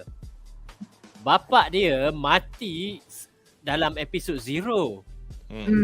So macam mana macam kau boleh ada anak lagi yang rupa sama macam apa your husband. Yes. So I think macam dia tak Clone anggap the Suleta tu sebagai macam anak dia sebab dia anggap Suleta tu macam clone. The real anaknya adalah Eri. anak dia satu je kan. Yang lain semua tu just clone babies. Clone, yeah. Okay, we've got a few bits from chat. Let me see which one. Okay, category the great. Sophie, aku harap battle yang gila-gila untuk jadi side villain tapi mati macam tu je. Aduh, harap boleh ke depan karakter Sophie ni. Yalah, as you can see from the panelist macam tak ada nak invest, mampus. And then category the great sekali lagi. Sophie, back on the topic of Sophie game, bukan sepatutnya guna dan curi aerial Gundam ke kalau menang dalam battle royale tu, lepas tu lawan pakai Guerrilla tactic kot. Guerrilla. Dulu in Gundam X there was a pair of antagonists who were like twins ke adik-beradik. There's some special link and all that. So I'm like thinking, this is going to be a 1v2 ke macam Gundam X kan. It's like going to continue until the end of the season. Then mati seorang. Alah. Very sad. Tapi Gundam has always macam have meaningful deaths. IBO Crank. Siapa yang mati best? Iyok Kujan. Iyok Kujan. Tapi I feel siapa mati pun quite meaningful juga. Mati pun meaningful. Iyok Kujan. Biscuit. Semua orang mati dalam tu meaningful lah. I feel. I don't know. I bias tau. Biscuit, I mean, dah lah Sore Tanjiro, Demon Slayer. So I'm like, Biscuit. Yeah. Daripada situ. So jangan cakap lah. Dah lah, siapa yang daripada yang first mati, siapa General Crank mati tu kan, yang push Ain Dalton kan. So macam that's why I said tak boleh lah. Tak, that's why I feel now I'm getting more relatable lah dengan apa yang macam you guys cakap macam Fitch from Mercury ni definitely lacks in so many things. Macam kalau double O for me is Loco Stratos punya death. The first Loco Stratos. Jangan bang. Jepun mengamuk bang. Jepun mengamuk benda tu. Afal. Basically, one of the characters died a meaningful death. Okay. But it was so poorly received, they brought back a twin brother that has never been reviewed before. Just to have him again. Oh my god. Sebab tu ada Lyle tu. Ilaha illallah. Poorly received meaning that people love that character so much that macam tak puas hati mati. For somehow. Mereka dah sampai belum portion tu. Ira dah sampai belum portion tu. Aku lupa pula dia belum habis tengok ke? Apa tu? Ira habis season 1, season 2 belum? Cerita? Double O. Double O. Double O. Belum. Okay, That's why tak apa, diam je. tengok je lah. Oh Tengok shit, dia. sorry. Takut spoil. Belum lagi. Okay, that's I tengok IBO. Okay, You see. Afiq Fitri. Macam Macam time time. Ariel Planet Score warna biru tu dan ada gelombang biru. Dia boleh kawal benda lain macam bit-bit Gundam yang merah tu. Yep. Okay, and he's got another question. Semi menyimpang. Bukan sepatutnya season 2 episode 6 or Hari recap. This is a recap episode. Sepatutnya hari ni saya tak ambil pot because the next proper episode is next week. So Tengok ni je kat YouTube. YouTube kat gundam.info. Gundam.info. Kalau tak dapat kat Netflix. Okay, so let's get on to the next. Macam mana ni? Apa tadi kat situ lagi? Okay, kita ke episod yang seterusnya. Right, episod seterusnya, episod 15. Father and Child. So saya ada satu soalan je. Gale Jetek ditawan Dawn of Fold dan dari waktu serangan ke atas plant kereta lagi masa season 1 obviously after the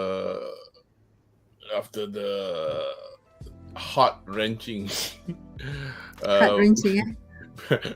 depending on who you are event where he killed his father by accident. Pihak Benerit bertindak untuk menyerang Dawn of Fold di bumi di mana mereka sekarang perlu berundur. Di sini kita melihat watak Gale somewhat bertukar lebih-lebih lagi dengan apa yang berlaku di sejak apa yang happen di Kuala. Harapan anda untuk watak Gale Jetek dalam siri ini? So this is kind of a general question. Who would like to go first? Harapannya adalah dia menjadi the actual protagonist, mengambilnya daripada Suleta. Obviously, war changes boys into men, I would say. So, since war changes boys into men, so I'm just glad to see Gale dia tak lose himself lah. Sebab from the very first episode lagi dia dah down dah lah, kena kalah dengan Suleta kan. Lepas tu sekali pun, then 2 kali 3 kali dia dah berapa kali kalah kan. So and then at some point dia pun dah give up and then dia sampai jadi dia kena halau lah, kiranya practically kena halau lah daripada Jetak House. And then dah tu dia terpaksa kerja. So dia punya dia punya life memang jatuh habis. Tapi I would say that at that point masa dia nak try selamatkan yang budak yang cari ayah dia tu, masa dia dekat dalam tandas masa kena ikat tu, I feel like he's just trying to maybe somehow redeem himself and he was just trying to save another's life. So that's given lah. Yeah. So hopefully tapi ni baru episod 15 kan. So yeah, I'm actually I forgot to include the mobile suit pilot yang bukan renegade, yang part of the mercenary tu, yang dia pun teringat his own past where yang masa dia budak tu, he was trapped in the car but he smiled. Anak dia. At least anak dia tahu bapak dia try to help him and that kind of thing. I care more for that guy than Suleta. Understandably. Sampai macam tu sekali. I mean that guy has only like 2 seconds. Bro. Yeah. You ada macam you set up the setup was walaupun pendek tapi was done quite well, quite macam impactful. Impactful. Dia boleh menang win cameo lah. Dia boleh menang cameo awards lah, I would say. I mean this is not just like aku bukannya ini bukannya macam nak kata cerita ni the best thing since sliced bread, but I can't remember when the last Gundam was before this was it Hathaway Splash kan? How many years was that only last year or just 2021? Tak ada 2021. Tak ada lama sangat. Flash is the next one, should be this year lah. Flash tu is Hathaway related juga sambungan. And then the third movie will be Son of Bright. Was it? Son of Bright. Bright Noah. For UC fans happy lah. Tapi I think there was a tweet from Bandai Namco indicating that because baru ni ada I think at the end of the financial year kan, people are pretty much announcing their profits and whatnot, and they've done quite well, and they've put it down to sales of the Gunpla from Mercury, as well as and also accounting for the fact that it's opened up Gundam to more non-traditional Gundam viewers, I guess. But yeah, by a few billion yen jugalah dia punya improvement in it's on Twitter. I forgot. I actually have it on as a overlay. I lupa nak bubuh, but unfortunately my phone is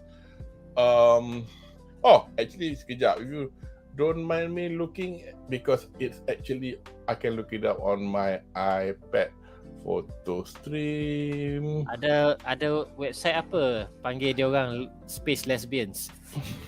Anyway, here you go.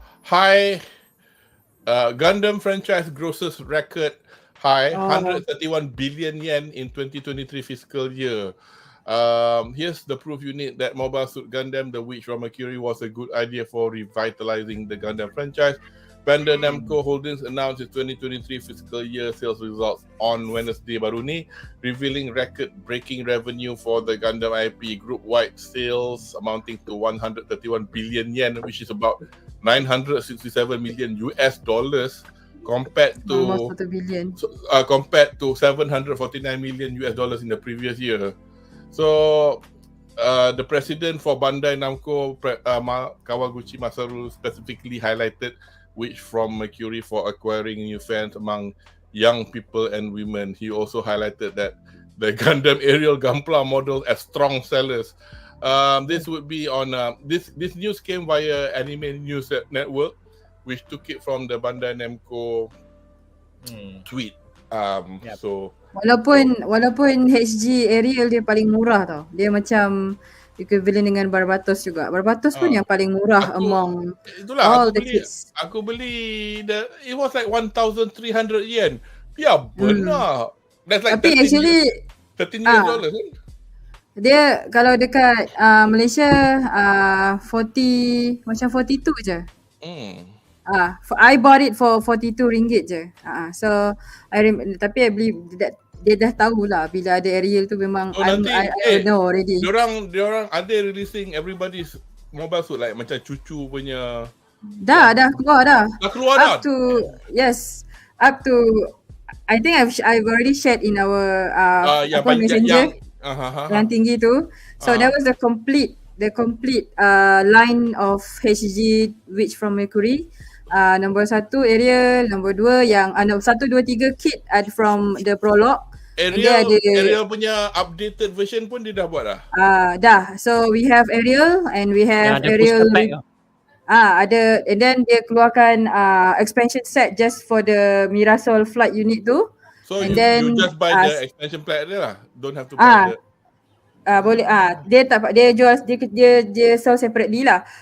So ada aerial, so ada dia punya Mirasol flight, barulah dia upgrade pergi aerial rebuild, which is crazy popular.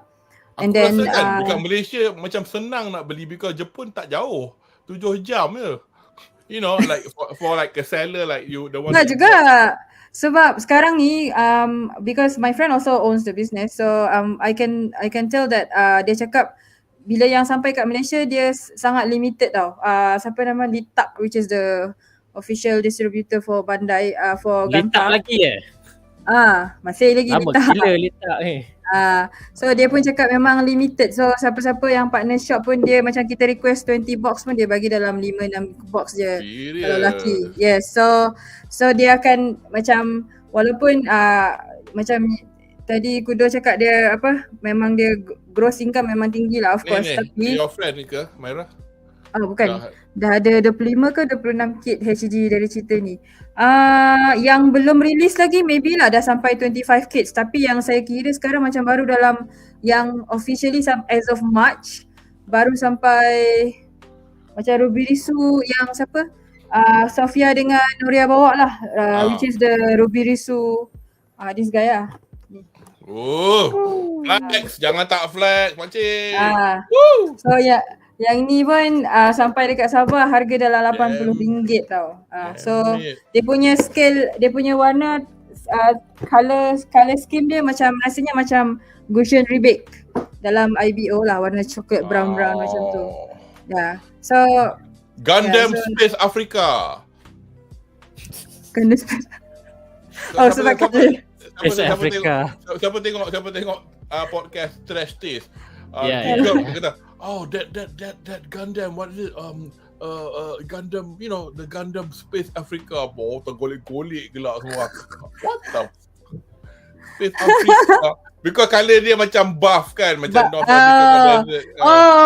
Kalau macam tu better tengok siapa, Zaku macam ada satu tau, Zaku yang dia Space Africa sebab, dia bukan yang dekat ground type punya, dia macam belang-belang tau. And then bila Zaku pula ada Mobile Suit Gundam, you guys know yang movie Kukurus Doan tu kan, dia ada keluar so finally dia keluarkan juga yang Kukurus Doan punya, dia macam ada camouflage punya corak tau. So which is quite nice Anyway, that's why dia bagi Afrika. I can totally understand.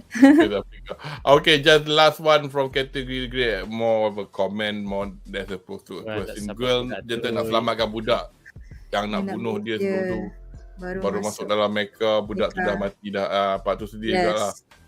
Yes. Anyway, kita akan ke the next chapter. Episode 16, Cycle of Sin. So seperti biasa saya pun macam one thing lah, kita dok komen juga pasal tak banyak benda dia nak tunjuk, tapi dia tunjuk tapi macam fleeting. Episode ni ada macam I've picked out 4 stuff that's happened, but none of it sticks. So I'm going to ask one question with 4 parts in it. The question is bincangkan. So we got dalam episod ni. 1, saintis gila Eric hanya dicantumkan ke Ariel sebagai pelindungan untuk Eric, dan Prospera kata dia akan extract Eric later on if she has Quiet Zero.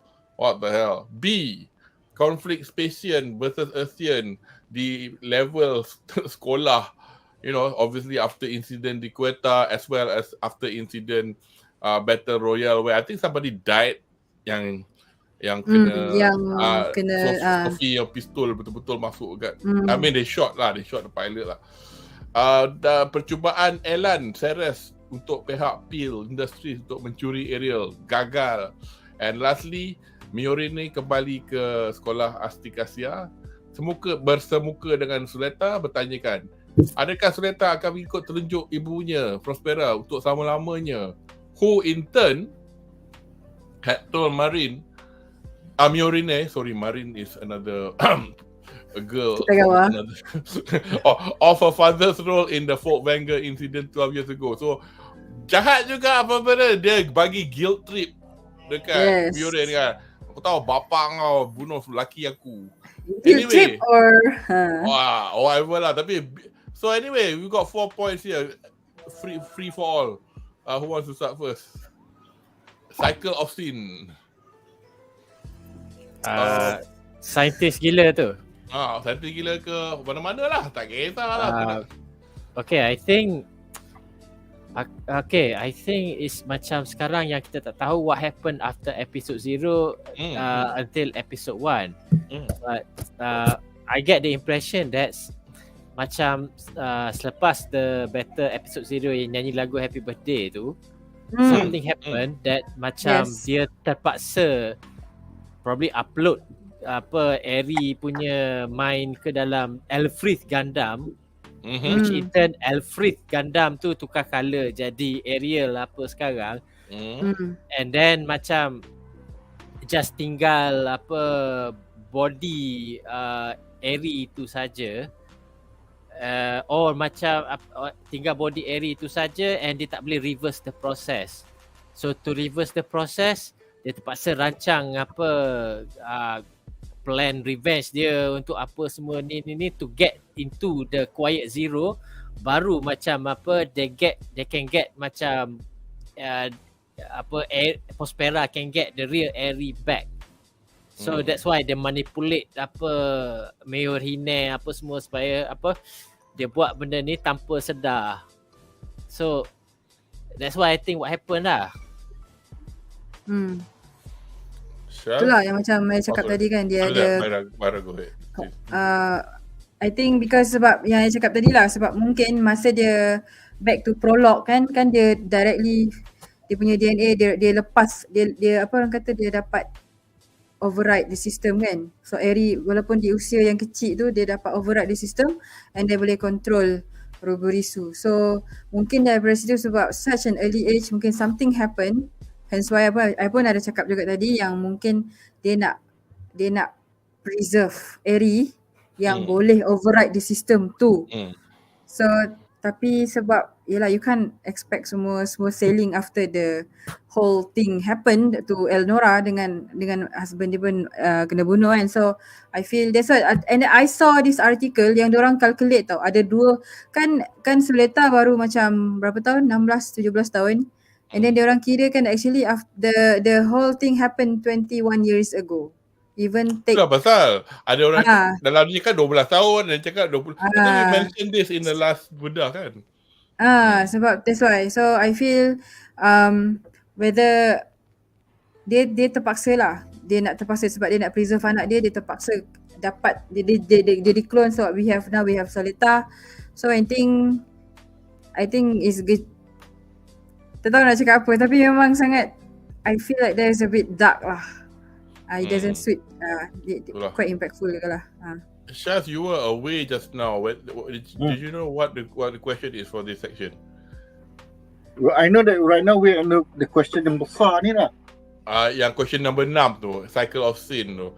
Basically aku tak ada specific question, but the point was earlier on we did mention that there's a lot of things happening but not really sticking because it's like quite superficially handled. You know, like this episode alone has 4 bits which I can try to dissect out, but then it's like neither here nor there. One was the description of how Eri can be the Ilan gagal nak ambil restu tu. I think was hilarious moment. But secara tak langsung that may have proven what Mira was saying just now. That every time Suleta was going to fight, dia macam she's talking to every individual bit. Yep. Kan dia cakap Mina tau. Mina is everybody kan. So many of the Eri, multiple copies of Eri.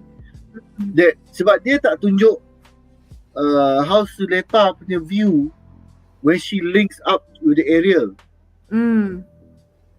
As far as she's concerned, benda tu benda normal. Macam kita makan nasi. It's no big deal. To see so many of the sisters yang sama is normal to her. Dia tak that's why dia never ask her tau. Kenapa no one ever ask kita her. ni marah dengan Gundam? Kenapa? Why are you getting mad over this per mat score? What is the big deal? So therefore she doesn't know the history of the Gundam and the dangers of using it, because Suleta has always been special. Whether she's a clone or anak kedua or whatever, the fact that she is talking to the bits individually macam kakak individual. And then that scene keluar bila ramai Eri datang, kau berambus tak layak ke sini, sampai member tu dia benda dia sampai hangus kan, sampai data storm tu macam burn si Eren Keres number 5. I think that was a hilarious moment, but it wasn't meant sebab we know that Alan is a throwaway character. Yeah. The Alan character kalau throughout the entire series tak ada function. Dia ada 2 function je, nak menunjukkan Eri ni banyak, kedua nak membuat Suleta nyanyi happy birthday. That's it. Dengan dia dijadikan reference formula. The idea of Alan Keres is the one yang push my theory yang definitely di clone tau. Sebab Pale Technologies kan sebab kan dia hint kat situ, clone number ni Eren number 4. So sekarang Eren number 5. So I think clone tu banyak. Clone tu banyak. So that's why it gives me the idea yang yang Eri ni memang kena clone juga. That's why. Apa kategori the great recommend? Elan baru nak curi. Elan baru nak curi Karakter very weak lah. Tak ada guna cara lain lah. Pakai lah otak sikit. Tapi dia memang karakter throw away lah. That's one thing for sure. Habis nak pakai otak pun, that's the only way that he think. I mean, he doesn't know what Ariel really is kan. So in a way, he learned the hard way lah. Anyway, ada gitu. Apa ni? Okay, fine. We've got that already. Okay lah, kita ke episod yang terakhir. A few things did happen, but I think I'm going to end this as a one line. The ultimate betrayal. Tu je aku nak cakap. Pandangan anda, jom. Tembak.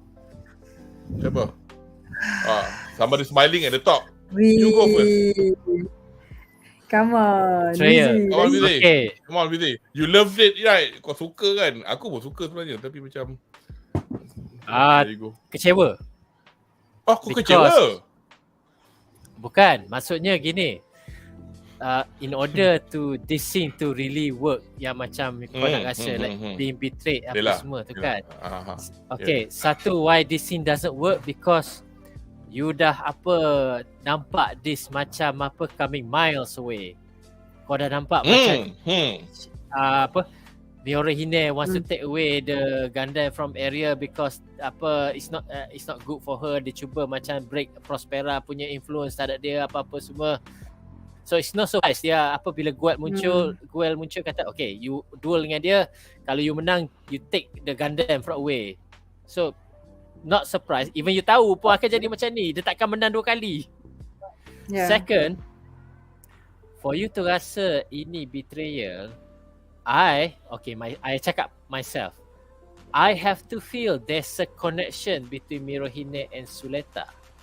Dia orang best friend, dia orang ehem, because aku when I watch LBGT punya tu, kalau LGBT terbalik. I once tengok cerita Christmas pasal dia cuba buat cerita holiday Christmas yang dua lesbian cuba nak balik kampung, tapi Kristen Stewart. Yang tu Kristen Stewart belakang. So my experience is that I tak feel apa-apa because I really cannot take the LGBT seriously. Kalau macam ada orang suka buat benda tu macam personal taste masing-masing lah, but for me I cannot legitimize or that. So I cannot legitimize Gundam try to put that element depan me and nak jadikannya a plot point. So if kalau macam salah seorang daripada ni adalah lelaki dan memang ditunjuk macam you have feelings for it apa semua, I could buy that. I could buy that as a betrayal. Pula tu the personality pun macam it's hard for me to rasa sebab dia seem subtext je kan. Subtext je. And then you rasa macam is Mirohine ni actually macam suka Suleta ni even at friendship level pun, sebab nampak orang rasa macam dia ni very annoying, dia ni macam asyik awkward. Tapi Miorine kan sun dia sundere sikit. Itulah. So okay. you feel that macam relationship dia ni tak people try to macam ship dia, tapi it's macam on the surface punya level. Dia tidak go deep sangat for this scene to work as a betrayal. Kalau macam if you can do macam girl on girl, lesbian ke gay ke, kalau macam like you feel there's a connection, there's an attraction between these two, tapi sebenarnya tak ada, relationship pun tak ada apa-apa, so it's just macam one character manipulate another. Pun macam it's not a twist pun. Okay, who wants to go next? Betul lah. Don't I think about it kan? Because nowadays which for Mercury I'm just watching just going through je kadang-kadang. But now that you mention the fact that the betrayal was revealed so early in advance, does make it less shocking tau. You bayangkan kalau in the whole fight you tunjuk Miorine kata kau mati, you can do it, everything blah blah blah blah. Then after that kan, right throughout the fight, viewer macam like dah nak kalah, tiba-tiba the area shut down. Macam like apa hal? Viewer macam like, what's wrong with your mic? Macam like, I don't know, it's not working, it's working. I'm sorry, I have to win now for my pride, whatever kan. Potong antena. Lepas tu tiba-tiba you tunjuk kat screen lain ada some air mata menitis somewhere fall on the area, like apasal ada air mata kat area kan. Lepas tu dia buka the suit, tengok-tengok is Miorine. Like, why you do here? I stop your mecha. Like, oh, that will be so much better. Tapi ni awal-awal, I'm gonna stop you, blah blah blah blah. Like, betul lah, dia macam you lost the potential to make it a mystery. Macam twist. apa thriller punya style show kan. Just a small portion je, you don't have to reveal from the very start. Kan, you could have shown Prospera saying, I will trust you to stop the alien at the right time. And that's it. You don't have to show who she's talking to pun. Then tiba-tiba of all the people, it's Miorine that had the button.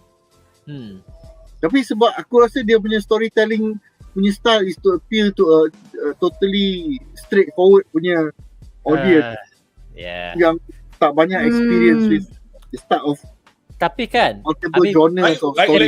Like me, no, do not know anything. Tak, dia portray not Gundam tau, Kudo. This is more to appeal to people who are very anime only.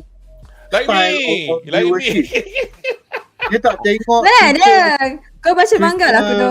Tak, wayang Bollywood tak tengok. I was being facetious, tak tengok. But sometimes I go like, yeah, okay, whatever, because I don't, aku tak nak macam macam Nina Purpleton punya betrayal. Kalau aku nak berat, tapi kan I want to throw something tapi I'm interested. I don't know whether Myra is going to mention this or not. I use the word betrayal because this is from the luaran. What if she's doing this to protect Suleta? That's what she's been doing. Okay, I'm gonna offer you guys from a female perspective lah. Okay, so if you say that this is the ultimate betrayal, and I would say yes. Mungkin dia tak nampak apparent sangat to you guys, tapi as a girl that I went to boarding school, so I do experience similarly to something like this, and it is kind of huge betrayal. Do you know that about yang dia pegang kitchen tu tau? If I were to share with you guys, kitchen punya level yang sharing dengan best friend tu is quite big tau.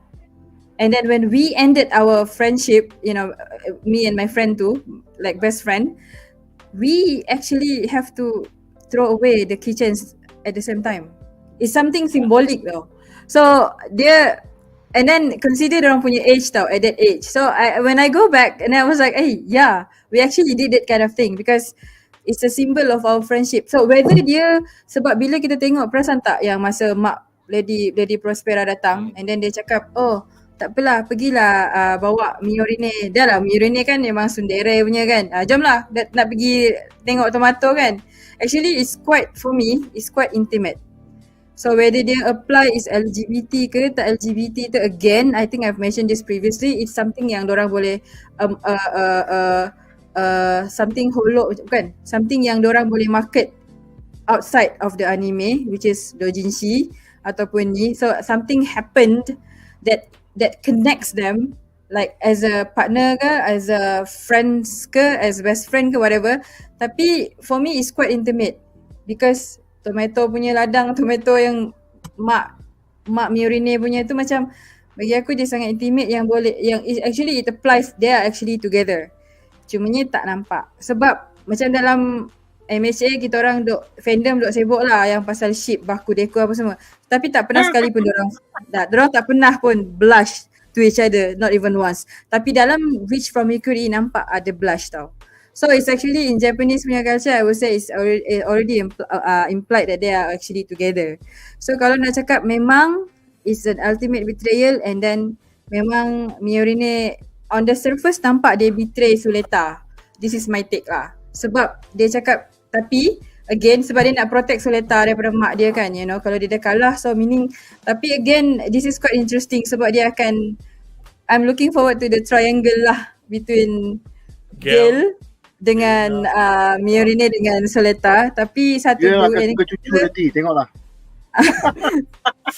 janganlah dengan cucu, mampus. Tapi it's just for me, I am Cucu. yang I risau sebab Gale kan Dia cakap boleh pasal makan tak? Ha? Rambut cucu tu boleh makan tak? Macam kotak candy kan? Aku baru nak cakap. Pandai Mizi. Aku baru nak cakap. It's just, no, I'm just worried sebab sekarang ni kan, sebab Gale finally gain something yang dia nak move forward tu, tapi because of this battle, I'm afraid dia punya anxiety all that akan jadi amplified sebab dia tahu yang dia menang bukan sebab dia menang dengan adil tau. Dah lah dia complete dia develop some sort of anxiety lepas bapak dia tak percaya arwah lah sekarang kan. Dia tak percaya yang dia boleh menang sebab dia pakai AI kan masa dia pakai Daryl Balde kan.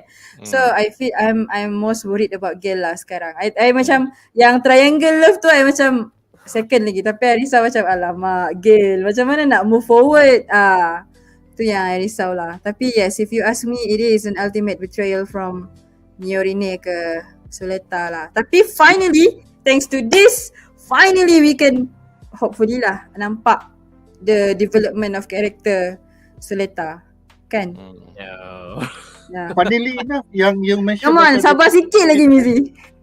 Dia punya kitchen split tu, something similar happen dalam a different anime, Kuroko no Basket. Yang apa? Kuroko no Basket. Kuroko no Basket. Kuroko's Basketball. Oh, I haven't Oh, watched. tak tengok kan? Slam dunk yang ada power. The main characters punya kawan lama, dia punya adik-beradik dia, they bought a pair of something lah. Was it necklace ke apa, keychain or something. Masih dia fikir. But then it's like we are no longer brothers. Bam, Yes. dia punya so like Jangan pandang, jangan underestimate tau the value of kitchen tu. I still have those yang I still keep till today. Okay. I mean, it's macam dia trying too hard. Dia away. tak, okay. Jadi tak pernah dapat kitchen kan? Nanti kita beli. Nanti kita buat. Orang famous coklat je. From what Myra cerita tu, I understand. Yes, if you if you feel ada there's a symbol of intimacy somewhere dekat situ, the argument in fact sama pun, because I don't feel that type of connection apa semua tu. So sebab tu I tak rasa macam betrayer tu tak masuk. It's just macam a character screwing another character. Because for me macam ni lah, bila I tengok drama Melayu, drama pukul 7 kan, selalu the same thing, jumpa, kahwin, gaduh, reconcile. That's always the formula. But my complaint, drama cerita Melayu, dia tak pandai tunjuk intimacy. So kalau buat intimacy sekarang orang marah. Bukan fizikal. Bukan physical intimacy. Dia macam mari sayang. Tak, kadang-kadang kan macam intimacy ni kita boleh tunjuk how you communicate, the subtle cues, the body language, benda macam tu. So yes, so tak nampak perhubungan tu. It's like macam bila dia dua orang bersama satu scene, Suleta bersusah payah nak macam dia macam scene dalam IBO yang it's already implied that, you know, Atra dengan Mika slept together in Barbatos. So you were in need similar, but the language of you remember the character yang macam ada gay, dia macam dia siapa ni the guys alah tak ingat lah, tapi yang the guy yang satu mekanik yang dia orang dalam tu kan Flauros kan. Yes. Yeah, I know. Yeah.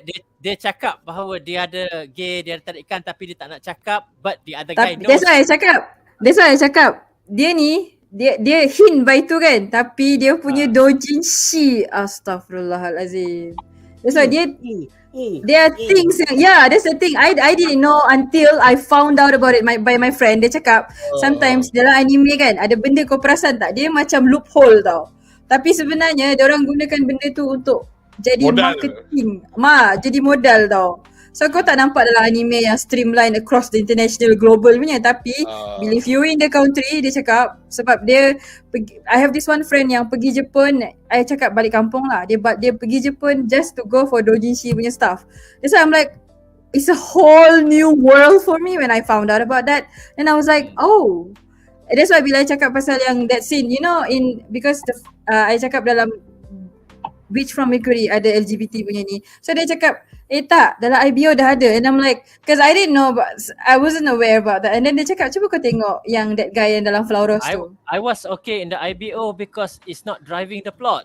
And it's just much, dia sampingan kan? I think it's dia sampingan. It was done right. It was sweet. Macam lepas tu karakter tu mati macam, okay. Yeah. It's meaningful lah. Ni macam you bagi me a girl that macam tak ada personality. Tak ada. Dah lah, mak cakap ni ikut je. Tapi it's just for me macam yang cakap tadi. The whole season of first season and then now second season ni, apa yang kita apparent cepat tangkap dalam previous Gundam punya IP punya series kan, dia sekarang ni jadi backdrop. Apa yang trivial sekarang di ke depan. Yang on the surface. So dia macam nak challenge. Satu mungkin nampak shallow, it seems like shallow sebab diorang nak push Gunpla kan. Dah lah diorang sekarang dah berapa, baru macam IBO lah, IBO 50 episode ada dalam 50 kids juga. Tapi sekarang baru berapa episode macam sampai Gun Volva dah berapa, dah dekat 25-26 kid tau. So itu satu. Kedua macam you nak appreciate, that's why I sekarang ni yang I look forward ni pasal Quiet Zero je. At least Quiet Zero ni yang ada solid sikit konsep dia nak go through the rest of 7 episode. Bring the story forward.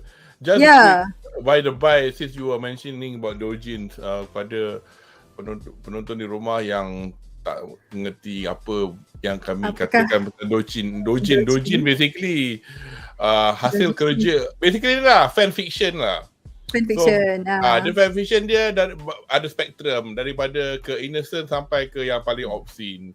So you know, some people nak buat cerita lain, tapi tengah orang lain buat cerita lain yang lagi lain. Tapi satu benda, kalau pada sesiapa yang minat, basically untuk Gundam is Gunpla lah. Tak banyak dari segi figures yang PVC punya, tapi pada collector figures anda mesti tahu tentang wujudnya resin figures yang selalunya third party, unlicensed studio, unlicensed studio yang GK. And then ada satu company ni nama Favor GK, tapi this is not the only online store yang jual. Tapi hari tu because saya subscribe dia punya Twitter, hari tu dapat Twitter message yang paling terkejut sekali lah. So ini umpamakan doujin, tapi two main characters from Jujutsu Kaisen. The guy with the long hair, apa nama? Yang who used to be classmates with Gojo. Geto. Geto dengan Gojo. Tapi Myra, you should be lucky you were not in the WhatsApp group because I sent the picture there. Nak pengsan. Oh, please don't. Geto is my husband though. Okay, don't even. Don't give you tapi saya describe je. Kerusi sampai jatuh. So Geto on the ground kneeling, hand looks like he's yang tu. Okay. Look like he's cupping. Pakai baju tapi ada option tara baju. Tapi dia censor lah. Awal like because these guys right, they do things like, satu lagi yang baru-baru ni sebab macam dia jiken. Tapi kan garage kit, GK makna garage kit. Garage kit selalunya not painted. Dia buat dari plastik. Macam FX lah. Macam bawa glue, tapi you kena really know how to paint. These are pre-painted. They are made of resin, and then I'm not being a prude, but it's like lain orang lain taste lah, because hari tu diorang buat like Nier Automata. the amount of really hardcore R18 level figures diorang jual and really get sold out. I mean, these guys are heavy as well. Okay, diorang buat ni macam tonggeng buntut naik ke atas. So like they had Tifa Macam Hulk ke? Tak, sebelum ke Hulk tu, Tifa Lockhart from Final Fantasy 7. And then obviously in clothes form, and then basically you can swap the body without any clothes on, and then it's well detailed, painted and everything. Baru ni aku tengok dapat email dia Hulk posing macam tu. Tapi dia luckily dia tak bagi gambar. Tapi dia katalah dalam option dia $249 comes with naked unclothed body. So maknanya okay. I think I saw a Thanos being done like this before. Yes! And then aku bagi Holy Thanos pun ada. Tu aku cakap, Nick, kau beli yang pakai seluarnya, kau buat tu jadi pemegang kau punya iPad, handphone. Pemegang. I saw this before. It was but dang. it's like please don't ruin my husband, please. For Aaron Yeager. Aaron Yeager. Yeah, I saw that when you said that on-off thingy. Aaron Yeager dan siapa lagi lelaki dalam tu? Levi. Tengok. Erwin. Armin. Erwin. Syah tengah. Syah doing his version of alalalalalala. I'm not listening to all of this. Oh yeah, I saw this because true. But itulah. So biasalah dalam hobi-hobi ni adalah benda-benda macam ni. So I would respect when Kokushibo came out, the resin Kokushibo came out like way before Mugen Train even, because siapa yang baca dia punya manga dia definitely know. So that one I because I am not a fan of something isn't canon. So I'm not a fan of resin or GK. They are great pieces, I tell you. Macam Shinobu kan. Shinobu banyak tau. Even before, sebab Shinobu dia akan top nanti later lah. Tapi banyak dia punya resin keluar with butterflies and everything. I'm not a fan of non-canon like that. But I would appreciate the arts. Tapi I wouldn't, because dia tak ada somewhere contribute back to the original creator. That's the problem. It's not licensed. Yeah, it's not licensed. Aku nak talk point yang Mira raise tadi. Sila. You mentioned that Bandai dia tak kisah the plot is shallow as long as the Gunpla. Jual. So the thing is, Gundam Build Fighters GBF has one of the simplest plots. It is a team of budak-budak building Gundam, fight with other Gundam builders. Ni macam tengok tak yang dia punya metaverse tu, announcement tu? I know. Ya tu kan. Nangis tak sebab ada nampak 2-3 kali nak beli. Aduh. But anyway, dia punya plot is still cohesive and makes you care for the series. For the characters, So it was designed to be like, okay, ini if I can show you some of the kits right now. Now, okay, we make this unit. It's like super gila pabeng. It's just to sell the kit, you know. And they have like review of this kit. So bila banyak kit tu, they're like, let's just push this series to sell kits and to sell the concept of you can customize and do whatever you want. Tapi it was written so well. It came to the point where that's why dia ada sampai 2, 3, 4 sequels. The first two for me lah. Lepas tu macam bila dia masuk, dia jadi pilot. Diverse aku dah. Diverse But still, the whole concept of the fact that you are selling kits with a shallow story, but it was done well. So this story is trying to sell kits, but the story is shallow in a different way. Dia macam like, macam tak committed tau. Somehow, since the kids is doing well, the story macam tak matter sangat. Yeah. The obsession with Suleta and the Ariel lah is the thing that is driving the film. Weirdly Suleta sampai sekarang aku punya figure standard tak sampai lagi tau. supplier dok cakap cut stock. Ada Miorine je. Yeah, I know. Do you know how much it goes right now? Suleta went up to 300 dah. Dia punya FRS. Agak-agaknya why you think tak ada stock from your supplier? Dia tengah pegang tu, sorry ya, ni kena tak naik harga. This is the batch, the next batch. Batch 1 bang, we know it's batch 1. Tahu tak apa. Itulah. So for me, I yang jenis yang, sebab for me a collector, so I don't mind waiting for a long time, and I'm like, if you don't have it, then you don't have it, you don't have to, you know. So dia pun cakap, oh okay, ni dia tak boleh, yang ni tak boleh nak tipu lah, dia cakap. So unless you say harga lock sampai aja kita bagi, ada okay, terima. Yes. Ada setengah yang jenis nak apa, especially scalpers kan, So on that note, memang for me kalau nak cakap weirdly sekarang siapa nama Gale punya kit pun sekarang running out of stock. Suddenly Daryl Baraday memang rindu plot cerita macam Gundam Iron Blooded. Well, Zulfadli, okay, I'm gonna point out satu benda lah. I think if I have like 10 friends yang watch Iron Blooded Orphans kan, I am probably the only one yang can say I will appreciate watching season 2 of IBO.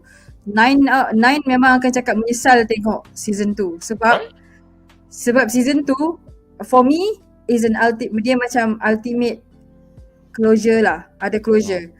Tapi kalau nak cakap season ada, semua diorang cakap season 1 dah cukup, cut off. Diorang dah ni kira, dan sebab semua orang tak puas hati sebab Mika mati kan. Like, for me dia macam Harry Potter lah. Harry Potter pun supposedly kan mati kan, tapi last minute kena ubah ending kan. Tapi for me no, I think dia punya death is Tadashi. How dia righteous death. Ada satu soalan ni. Saya ada jumpa FRS Soleta. Figure standard yang Gunpla, sebab hari tu Gunpla yang orang tu kan. Ya sebab beginning this year tengkuk dia panjang, rasa macam tengkuk dia panjang. Okay, sebab I ada 10 agak Bandai Namco punya exhibition this year, sebab my friend tak dapat pergi, so I went on behalf of the store. So dia ada mention ni tau, starting this year Bandai dia punya direction, kalau macam nak tengok price figure dia banyak yang macam standing punya, ataupun price figure yang biasa-biasa lah macam K-pop skate, ataupun macam yang standing character dia berdiri je, ada yang action je. But this year dia nak push semua, ada bukan sahaja Gunpla, tapi anime series yang ada price figure pun dia nak buat macam Gunpla juga. Macam contoh My Hero Academia, dia ada satu tau entry EG, dia macam Gunpla tapi dia entry grade untuk Deku. So for this year suddenly sebab IBO pun tak ada lagi rasanya yang FRS ni figure standard ni, Gunpla dia push supaya orang dia sekarang ada Soleta dengan Miorine.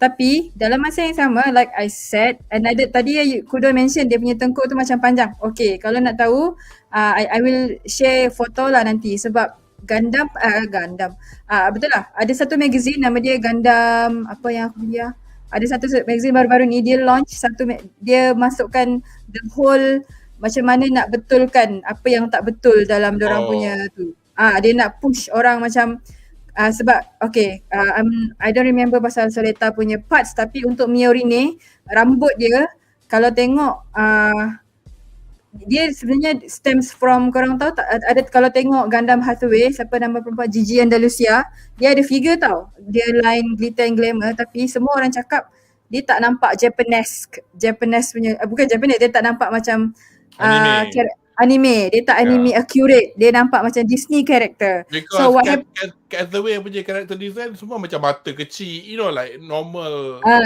Tapi but by right Gigi Andalusia bukan Japanese. Yang Japanese Bright Noah je, half lah, sebab mak dia Japanese. Tapi Gigi Andalusia punya karakter tu memang nampak macam Disney gila, mata dia tiba-tiba besar. So daripada situ banyak YouTuber tutorial, especially yang memang suka repaint. Dia repaint balik siapa figure Gigi Andalusia tu jadi macam nampak anime accurate. So daripada situ nampak lah trending diorang nak karakter tu pun nak buat untuk macam Gunpla. So what I'm saying is bukan ada satu magazine lah saya cakap dia ajar step by step macam mana nak betulkan macam orang kata manufacture error. I see. So faham tak? Error bukan by intention tau. So dia nak push. So starting with FRS tu lah. So sekarang dia cakap 120, 130 tak. Dekat Sabah dia dah reach 200 lebih dah. Siapa yang nak Soleta tu. So FRS stands for? Figure Rise Standard. Figure Rise Standard. Okay. Anyway, before we go on to the final bit of our ni, ada satu komen lah dari Fadli kan. Macam tak percaya masa kecil-kecil dulu boleh hadam cerita Gundam Seed kat TV2. Dah besar baru tahu berat juga jalan cerita dia. Gundam Seed kan. Saya dah tua pun boleh agak cerita, baru nak percaya cerita ni very heavy. Gundam Seed. You should watch Macross. The original Macross punya storyline. Oh, berat gila. Apa background yang Robotech tu. Aku rasa Gundam lagi berat because mati dalam Macross macam, and then dia lawan alien kan. Alien dia pun tak habis. Macross. Macross memorable death is Roy Fokker ya. Yep. Tak, I'm not shitting on it. I prefer Macross because I grew up on that first. Gundam. Yalah. The revelation that humanity and the Zentradi have a similar root at some point. You know, they all part of the aku tak ingat dia punya ni, but they all have a common ancestor kan. Mizi, kau ingat tak? Something like that. Because kalau tengok masa Macross, kecil aku just tengok apa robot, apa jet bertukar tu saja, tak faham sangat storyline dia. That's answered in Macross Zero tak salah aku, which is a later anime where we show some civilization in the water, which is why the word banyak the future Macross. Tapi the thing is dia banyak macam sequel yang macam ni canon ke tak canon ke. Aku masa mula-mula whilst I did buy the VHS, but then I started watching Macross Plus, and then masa tu kira dunia dah macam, you know, kalau orang tu dah kahwin kacuk dengan Zentradi adalah kan, tapi fikir-fikir Zentradi bukan besar, but I shall not ask lah. Dia jadi kecil. Dia tu lah Max Dia dengan Miria. Oh, dia kecilkan badan dia?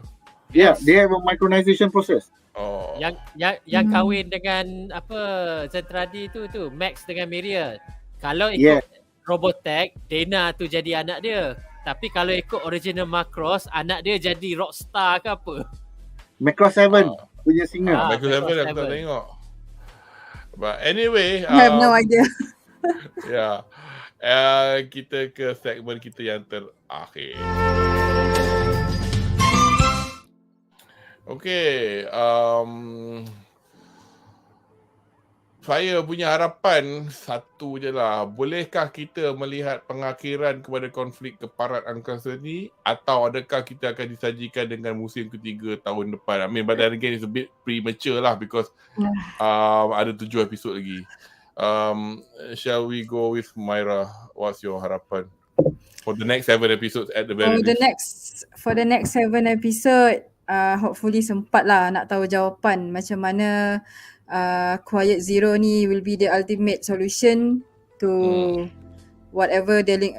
For me, karakter hidup ke mati ke, for me belakang cerita lah. Cumanya for me yang paling penting I nak tahu Quiet Zero tu, memang I nak satisfy my teori juga. And then secondly, I just harap yang dia punya ending janganlah macam Mika Atra dengan Cordelia, please. Mizi, harapan anda? Since macam apa the kids are doing so well apa semua, I think dia akan cuba milk as much as possible. They're going to what? Tak. Since the kids are doing very well. Milk. Oh, milk. Yeah. They're gonna milk it as much as possible dan apa probably plot. But we need a direction though. We yes. Betul. We need macam milk lah, tapi direction lah please. Plot you kena macam apa yang you dah set up apa semua dah apa tu, and then you kena bagi tahu okay ke mana hala tujunya, apa plot utama sebenarnya. Quiet Zero ke konflik Earth lawan space ke, Prospera nak ambil apa anak dia Eri ke. So tu, but I doubt they care. Sebab macam I think they care, but it's just taking a long time lah. But then again, IBO was 50 episodes. Now we only 52. got 24 episodes. So IBO was macam clear from the start apa dia yang dia nak goal. Season 1 to get apa? Fair enough. Point taken. To get the princess itu apa Canada Edmonton apa. Sampai apa macam is that it? Kayak kita api tu. Syaz. Harapan. Kita tengah susun Gundam. Okay. It's going to be a season, another season at least. Yes. Another season of 25. I will tell you the plot. Walaupun I tak tahu benda, ini plot Palatau. Suleta akan terkejut, pening bila awak dia akan jumpa balik dengan cucu akan bagi advice. So kau suka story cucu. tamat tu. Right. So that storyline will end there. Miuri ni akan kerjasama dengan apa nama mak dia tu? Mak. Lady Prospera. Prospera. They will actually get close to the Project Zero, and at the very last minute, Miuri ni akan kena backstab. So Miuri ni pula akan pening. Dia like, what's going on? Yuel akan terperangkap. Dia macam like, my fight hari tu had no meaning because the machine kena shut down. So macam like, what's going on? Dia pun pening. Dia akan jumpa balik dengan the I will call the good guys lah. So in the meantime, Shadik pula dia punya plot akan succeed to take over the whole thing. Tu Prospera akan, you have the power now. I join with your power. We will rule together for peace. At the end, and then at the end of the season, it will be revealed somebody from the good camp akan dapat information that Eri still exists as a person. Dang. So that will be the beginning of the resistance force. Aduh, The next season. macam Marvel dah ni. Lawan Prospera punya influence and to release Eri. So there will be another 50 kids to be sold in the next season lah. Lepas tu finale dia akan ada movie, ada 10 kids baru. Bankrupt aku. Kita akan ada 10 kids. Dalam which one Mercury. Best video ni, aku boleh buat video lain tau. So I can keep this video when we watch whatever that we're going to. Okay, seperti kita lihat 3 tahun yang lepas, Syaz berkata apalah dia menggarut. Throwback. Tapi it makes sense. Macam Mizi kata, it's good to milk the series because orang tengah gila hype series ni. Bayangkan kalau Suleta berjumpa dengan Suleta tu. Sudah satu cukup lah.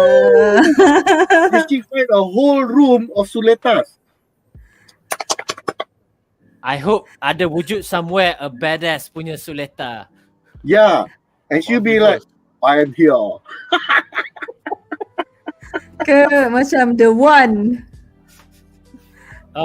Jet Li punya The One. You know, there's a badass one coming out.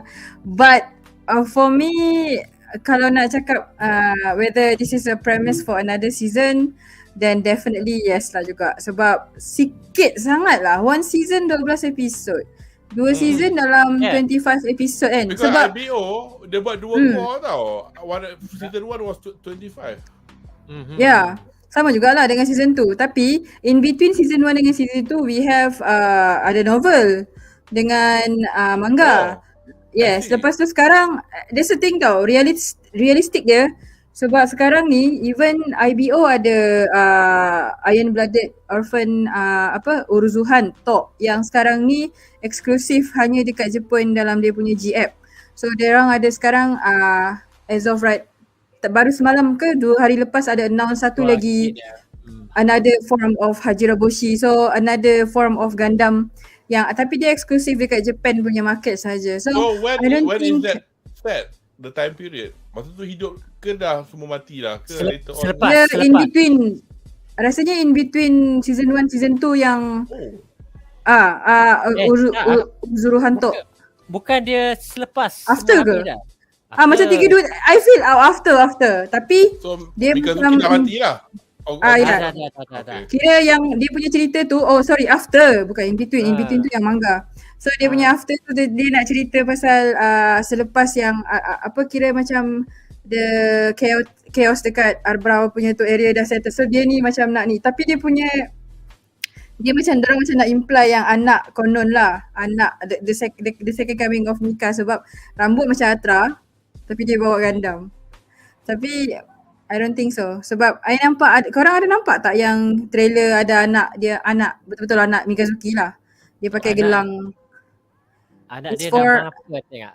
Mikazuki Akatsuki. Anak dia nama Akatsuki. Akatsuki ke? Oh. Bulan merah. Yes. Kau? Sebab Ada kaitan dengan bulan lah nama anak dia tu. Mikazuki Akar pun merah. kan. So I feel kalau macam there's gonna be another scene, tapi for me it's just I really need a change in terms of development in terms of Soleta punya karakter sebab kalau dia still tanuki macam tu juga, then I've like tak tahulah sebab trending kan sekarang ni trashman character. Apa? Ada tau. There's I don't know, maybe I read too much thread on Twitter yang cakap the trashman character ni macam trendy sebab dia nak yang dah lah ini jenis yang ada second lead syndrome. So macam I have that. I never bukan second lead syndrome yang macam yang suka second lead macam contoh dalam Attack on Titan kan. Semua orang gila Eren. I suka Levi. Okay. Macam dalam contohlah IBO kan. Semua orang gila Mika kan. Macam kalau siapa yang minat tengok MHA minat Bakugo saja, tak minat Deku. Macam tu. Ya, betul. Dia for me atau mak Bakugo. Tu siapa? Tak adalah. Tak adalah. Macam cerita MHA, semua orang main character memang Deku, tapi I paling minat Todoroki.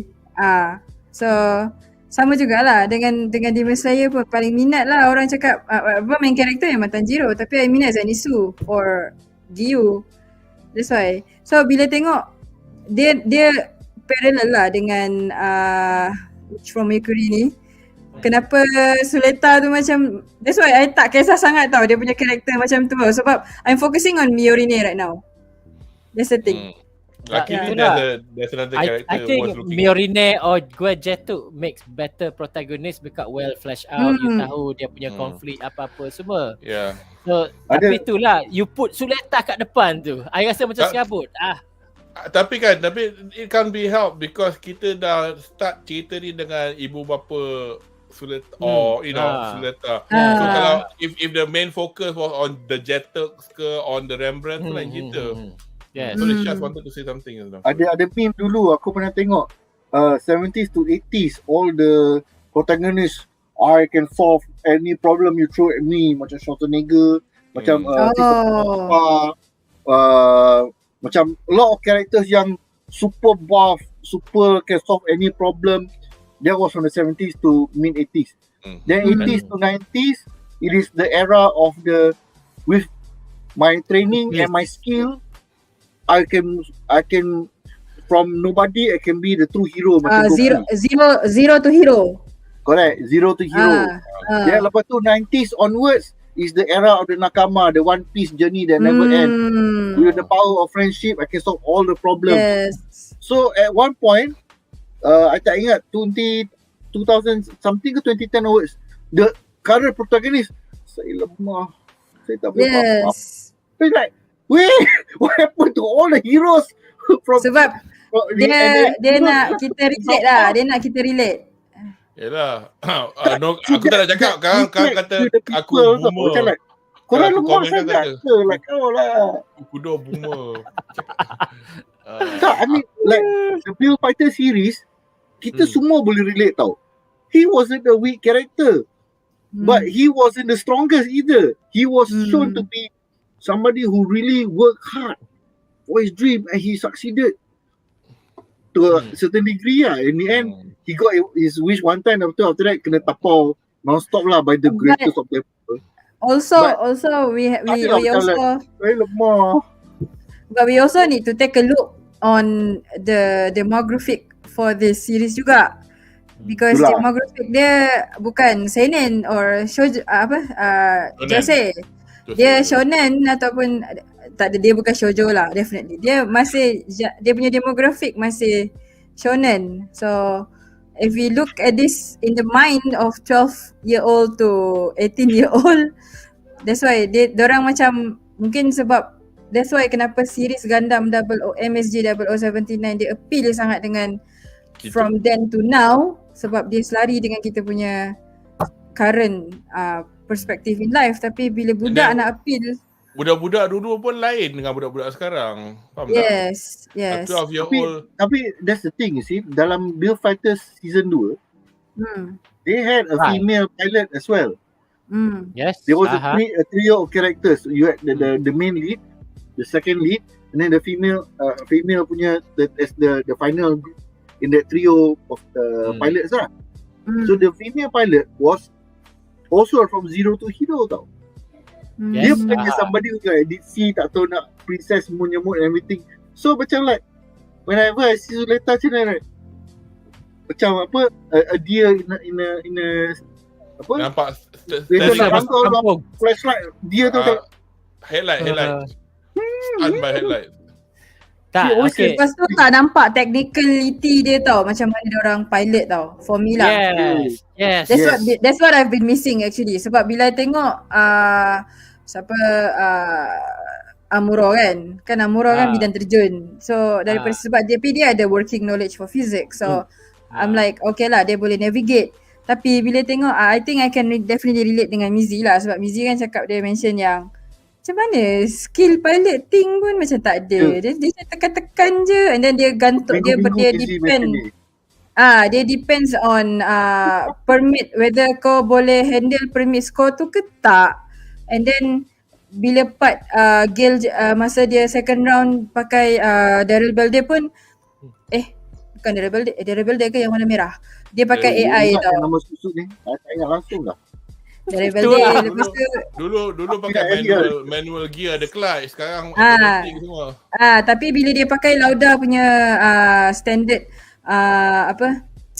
standard apa nama, aku tak ingat lah pula. Yang warna turquoise tu kan. Tapi nampak lah dekat situ. Di situ dia ada manual sikit lah. Tapi still tak nampak how they navigate the whole thingy. Sebab definitely after you've gone through the episodes coordinator taken over the dalam seat So macam dalam MSG Level Online pun memang nampak macam mana dia punya ni. And then dalam IBO pun nampak macam mana Mikazuki navigate. And then we also did thoroughly being briefed by how Araya Vishnana to works. So I feel like there's something that's what's missing from the Witch from Mercury lah actually. Witch from Mercury tak ada ace pilot. Tak ada ace pilot. We do though. Bukan ni ke ace pilot? Siapa ni? Gale lah ace pilot kan? Yang paling pilot ni he was. Ya, dia kan yang paling hebat. Even dalam Cathedra pun dia juga yang paling ni. Ace pilot maksudnya adalah macam actual. Tak nampak, dia verbal je. Yelah. The series menganjing kita tau. Every time nak duel tak kisahlah skill pilot ke, robot impact ke, yang penting result. Yes, itu yang macam tengok Hunger Games kan.